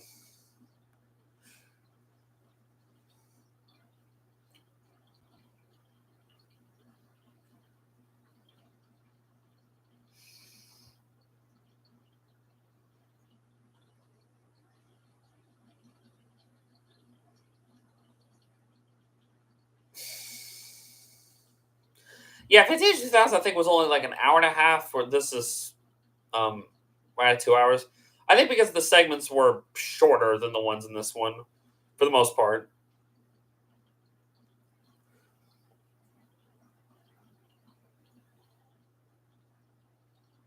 Oh.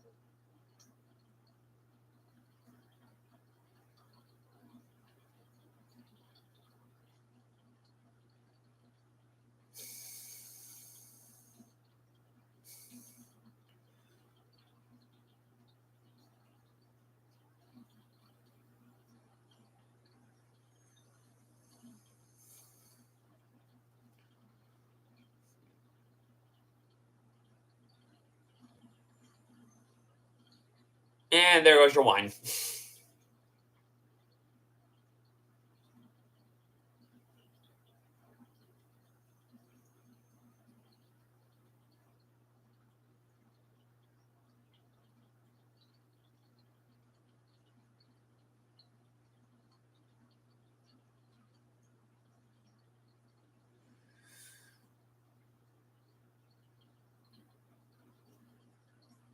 And Zeus had enough fun for today.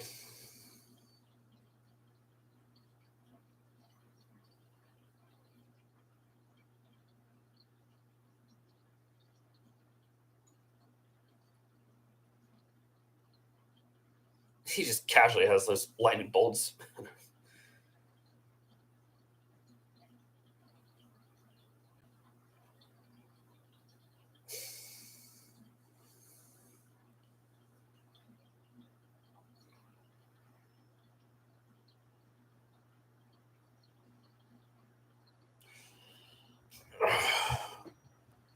Yeah, like I said, after this is over, I'm gonna take a short break before we start the next one, next watch along.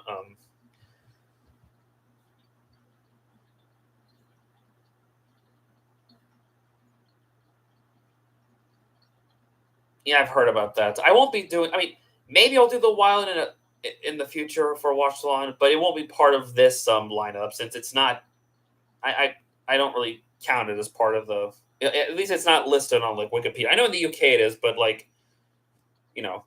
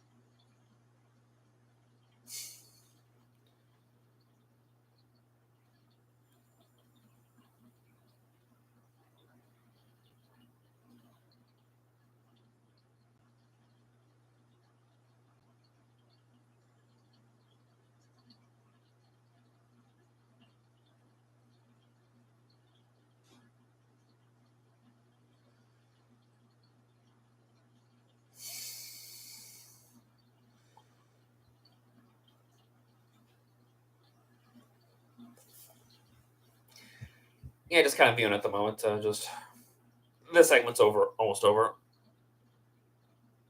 Yeah, I did read your comment. I mentioned that better. Yeah, I will say okay, between Dinosaur and the Wild, I'm sorry I didn't read that see that comment. I mean, both are. I would say Dinosaur is definitely far better. The Wild, I do remember. Admittedly, I liked that film when I first saw it, but looking back, yeah, it's not really good. Dinosaur, as flawed as it is, as being one of the weaker films, I do have a soft spot for that movie, which I will get more into that film when we do the watch along for it later on down the line.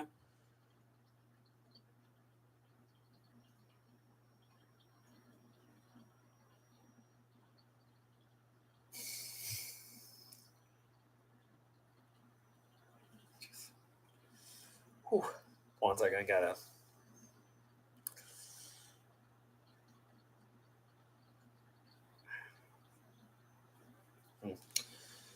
Just gonna stop for a second.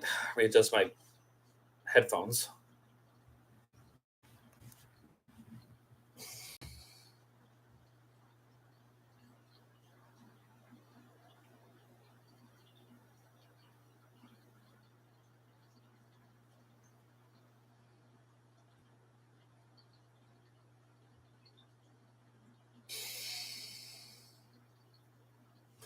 Yeah, I mean, it was my childhood favorite too, but I do have to look back and be honest that it's. I mean, I don't think it's as bad as some people make it out to be. Like some call it one of the worst Disney animated films. Like honestly, I would much rather watch it over some like Chicken Little or Home on the Range or Strange World or Wish. It's that's just me though.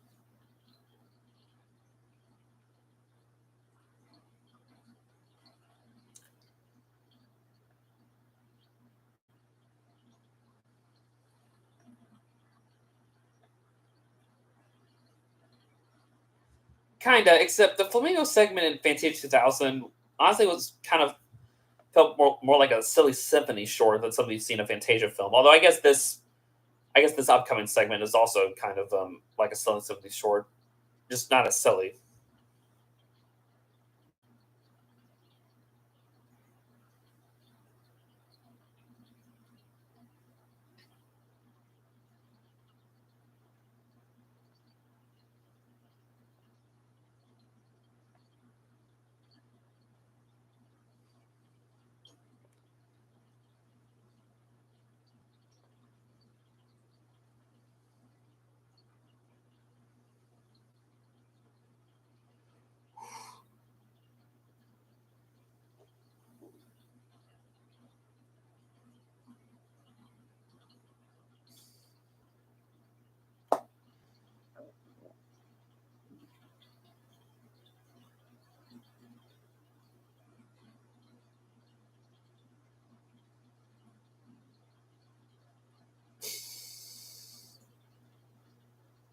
Yeah, that's what I'm saying. The Wild is not part of Disney Animation Studios. It's which is why I'm not.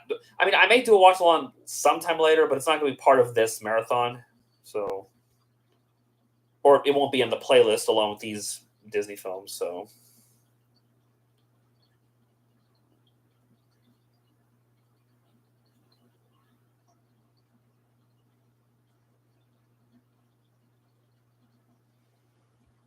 ballet ostriches.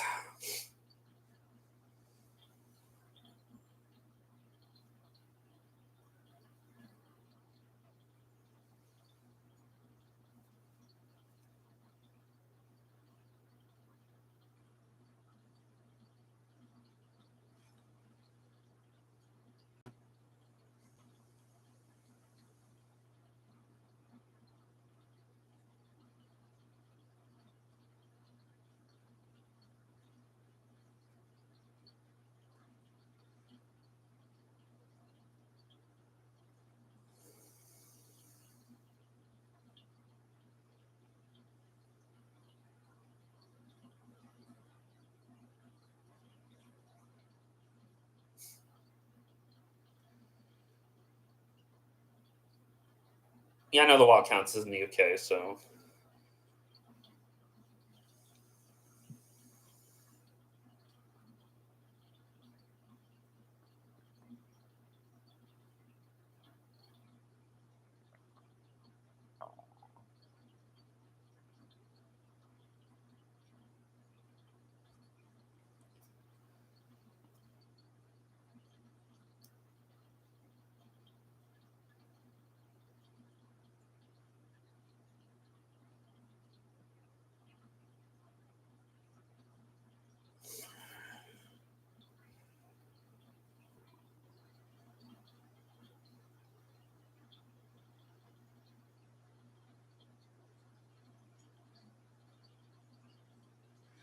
Yeah, this reminds me of how almost every cartoon back then always portrayed ostriches as just eating and then swallowing just about anything to get their beaks on.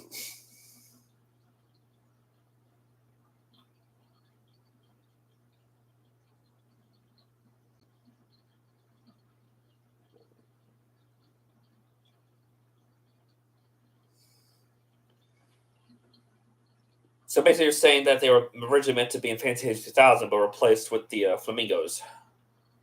Okay, I see. I guess this is where we get Hyacinth Hippo. I think that's her name, if I remember correctly. Yeah, the ostriches have a right to be afraid. Hippos are not to be messed with.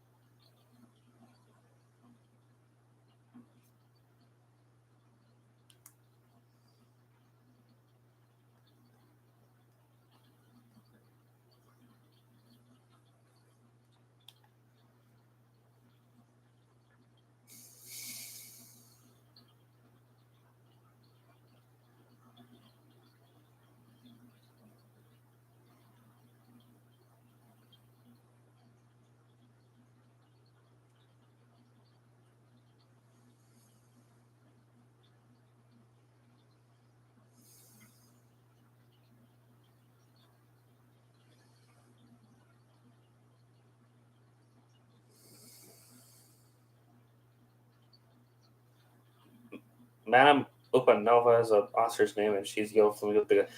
Yeah, I'm assuming they're adopted because how could a ostrich and flamingo be siblings, like biologically speaking?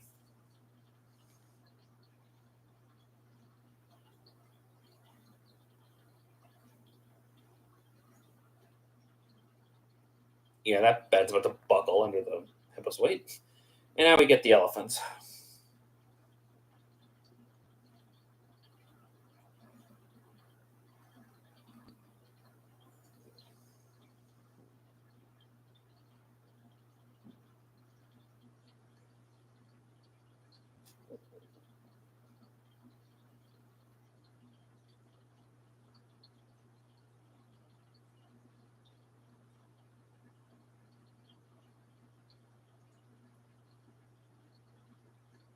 Okay, don't know where the fish came from. I've always noticed that in classic cartoons like this, they always tend to go with the Asian elephants, and very rarely you see African elephants. I don't know if it's just they're easier to animate than Africans, so I don't know. Maybe because they have smaller ears.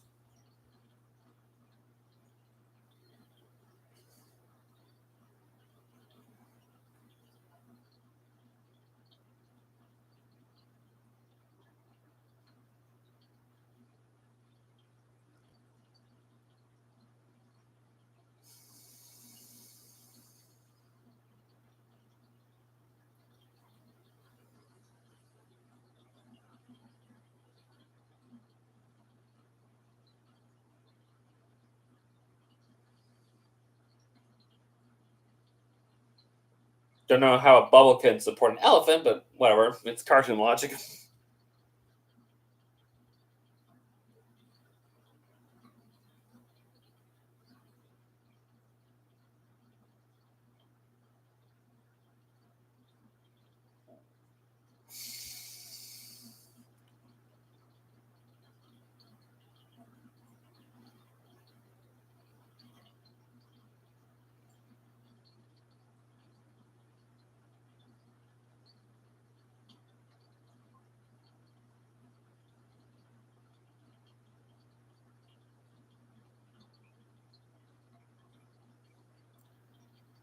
Okay, and the elephants go.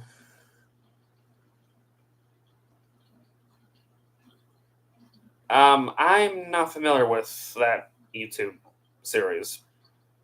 Like I said, I mean, Again, not familiar with. I'm familiar with the Pooh and Friends Adventures, which I those were weird, but not familiar with that one. And now we get the alligators.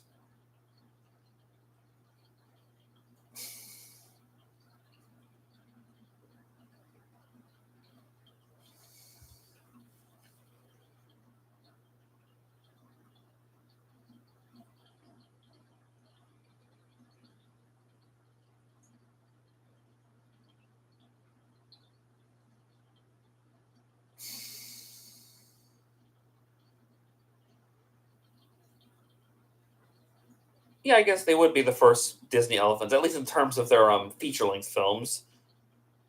I know there was that one short they did. Actually, there were a couple shorts they did with elephants. There was like Goliath 2, and there was that one short with the elephant that was being made fun of because of his big ears, but and he ended up proving no, it wasn't his ears. It was his trunk. They were making the animal kids were making fun of, and then he proved them wrong by saving, I guess, his crush from a fire. Elmer the elephant, I think is what it's called.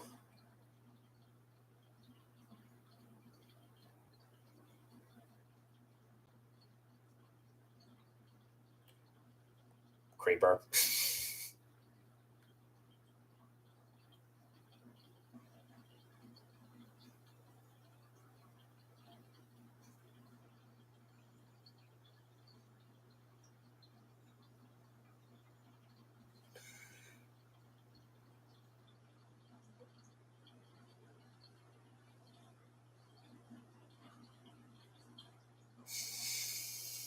I guess he likes them big.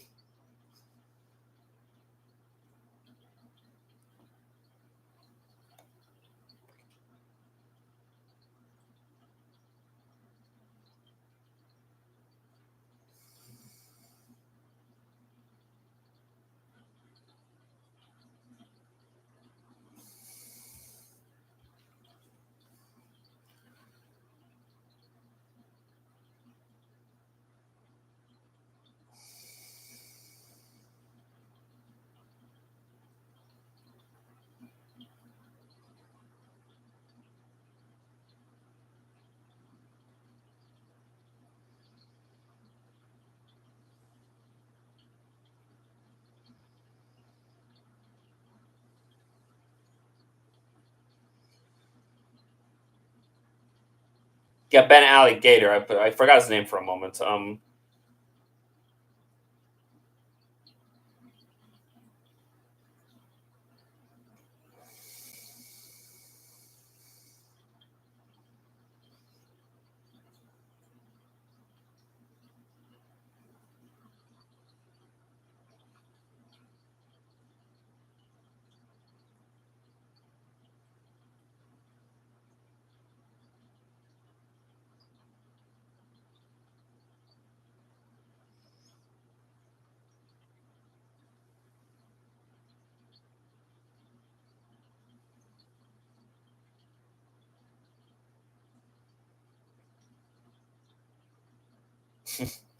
Classic cartoon gimmick there.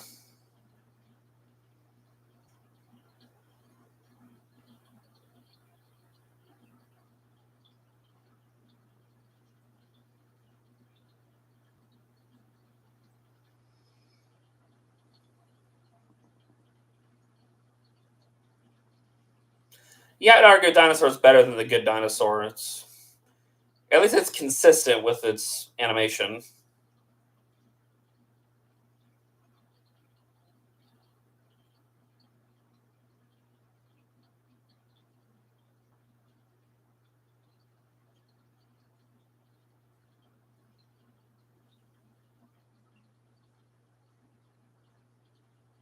and they destroy the stage. Awesome. And now on to the last, and in my opinion, the best segment of the whole movie.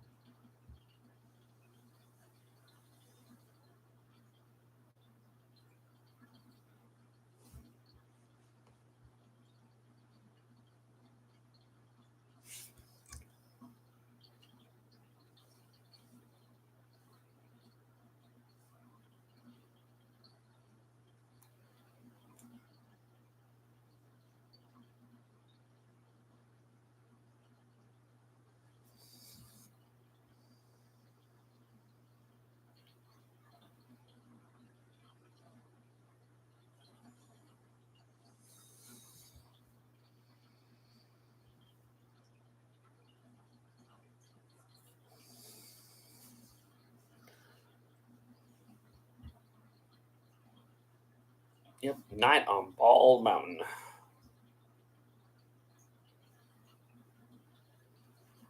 Now, this is something you cannot see Disney doing nowadays. I mean, I wouldn't think.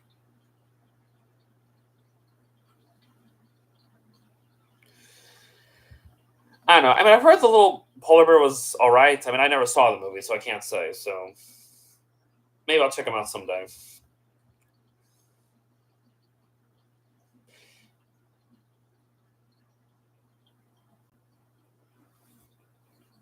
You don't have to imagine just how big Chernobog is, especially with its wingspan. I mean, we never see him fly, but it's talk about nightmare fuel right there.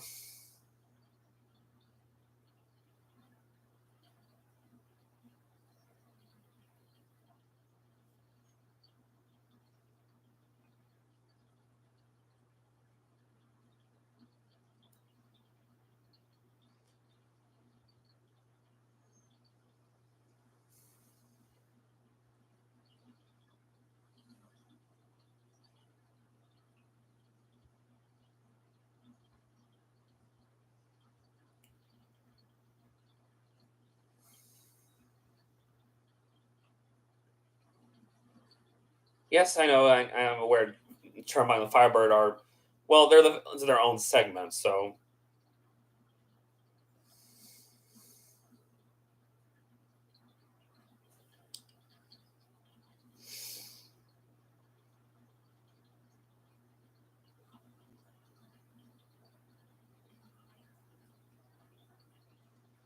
it is incredible how they were animate this part, like how they make like all the spirits come out. It's all faded and stuff. It's how they would have pulled that off back then is again mind boggling. But again, it's a style of animation I miss that we. I mean, yeah, we still get 2D animation nowadays, but it's not as frequent as what it used to been. Because people nowadays prefer CGI for some reason.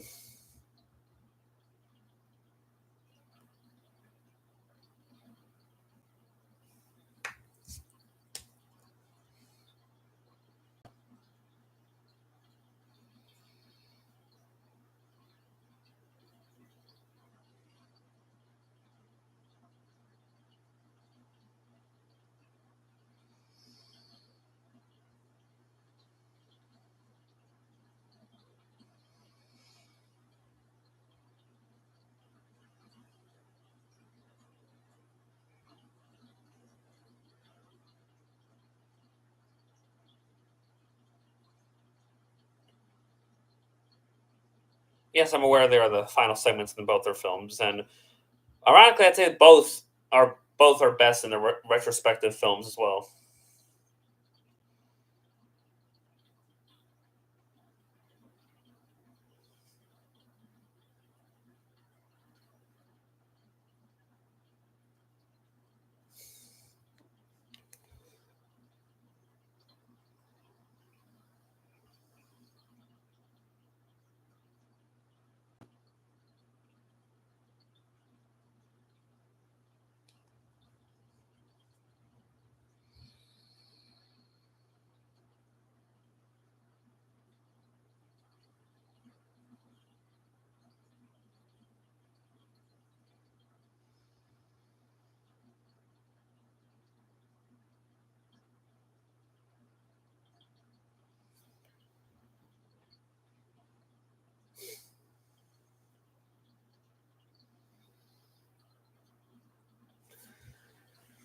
I'm gonna take a while guessing this film may have spurred a little controversy back then because of this segment. Well, that and the Rite of Spring may have spurred some controversy too.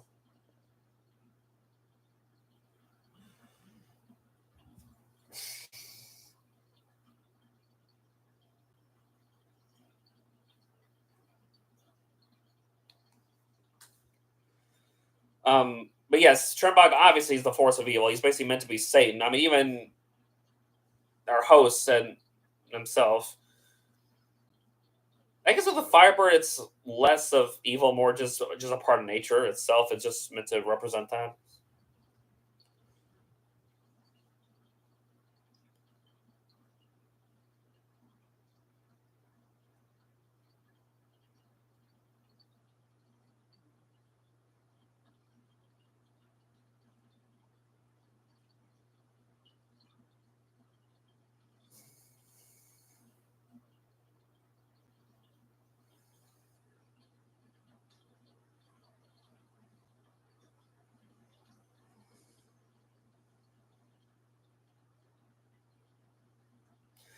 Again, that's something you won't see. Yes, the two are different. Um, yeah, that's something you won't see in a modern Disney film as well. They actually showed those harpies. They actually showed their hmm.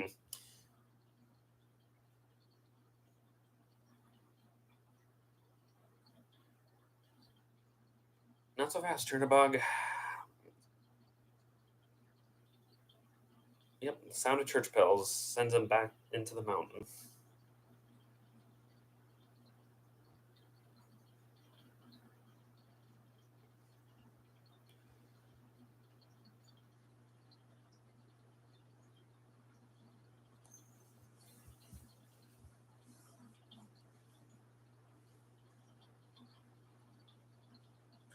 I mean, I could, well, obviously Chernabog would be well. Okay, let me say this: if I was ranking the darkest Disney film, the thing that well, obviously Chernabog would be dark in the case of yes, he does. He is meant to be evil incarnate. He is evil itself.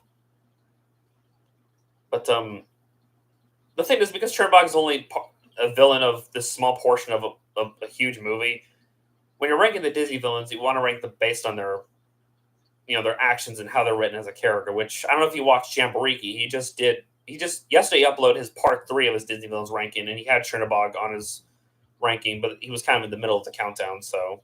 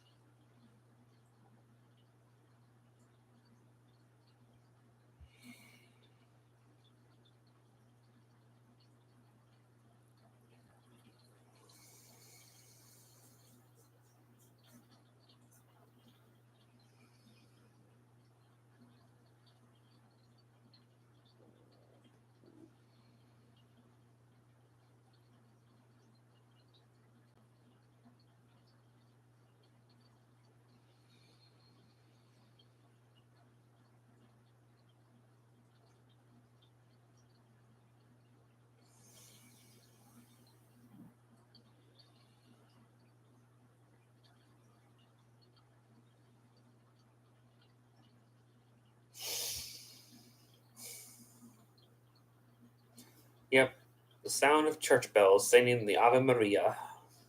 Well, not the church bells themselves. I'm sorry, the choir singing Ave Maria.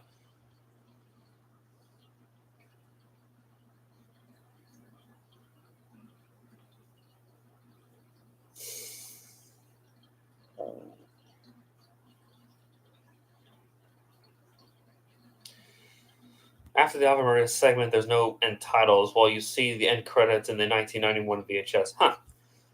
I don't know if I know I still have a few of my Disney VHSs somewhere. I don't know if I still have the Fantasia one, but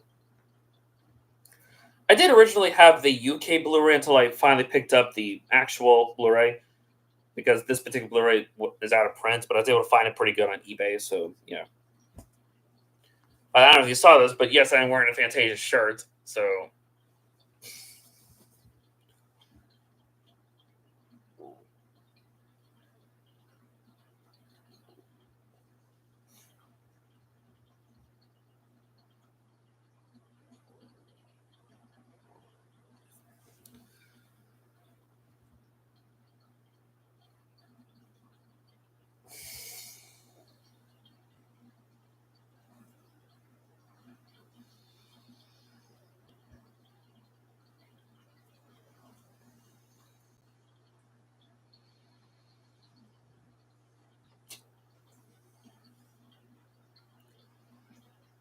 yes, well, I mean, the only Fantasia 2000 is the only other Fantasia film that came out. I mean, as I said before, I think they wanted to do a Fantasia 2 like sooner.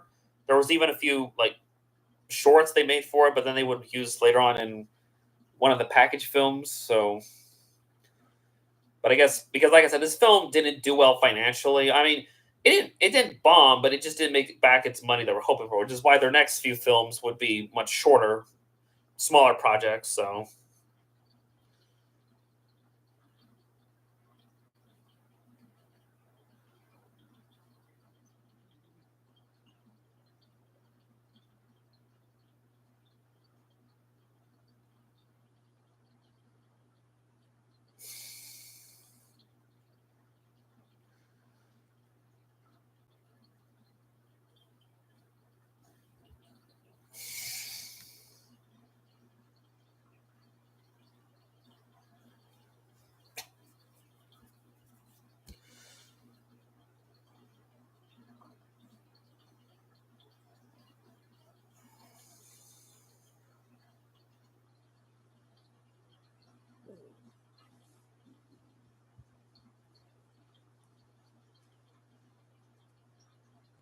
I miss the PS2 days.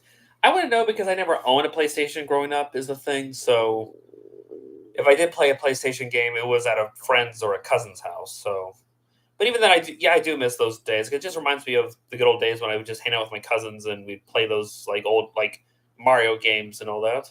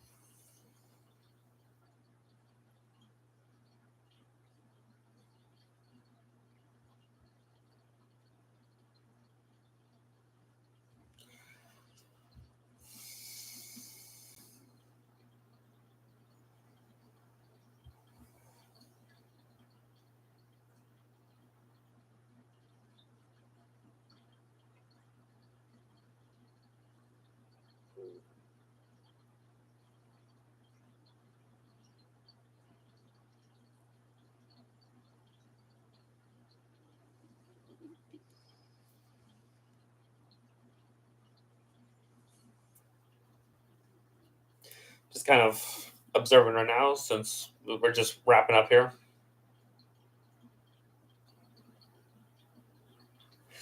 Yeah, I can see why this segment would make some people cry. I guess it's just very an emotional moment. Well, I don't know about emotional. It's just the singing is so beautiful. Like it can make some people cry. Not me. I mean, I don't cry very easily. There's very few movies that actually make me cry.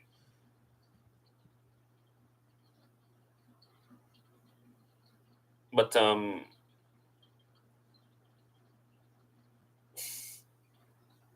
again, I can't get over how gorgeous the animation throughout this whole film is. I mean, this scene especially just looks beautiful.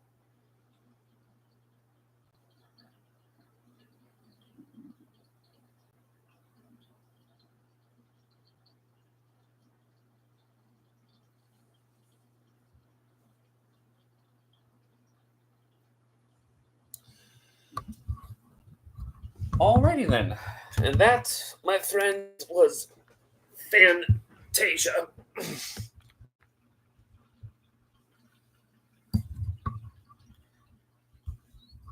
Let's see if I can. Okay, because go ahead and oh, go ahead and turn that off. Turn this off. Alrighty, so that was Fantasia. Like I said, for me, this is definitely one of my favorite Disney films, and just one of my favorite films in general. I can understand why it's not for everyone because, well, it's not a traditional story. It's more of an art house type film in a way. That's just music synced up to hand drawn animation.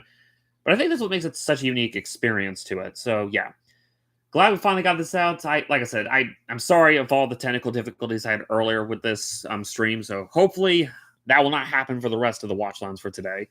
So I'm gonna take a quick break. I'll probably start the next watch along at let's see, it's 11:21 for me, so about probably at 12. So I will see you on a little bit. So take care, and yeah.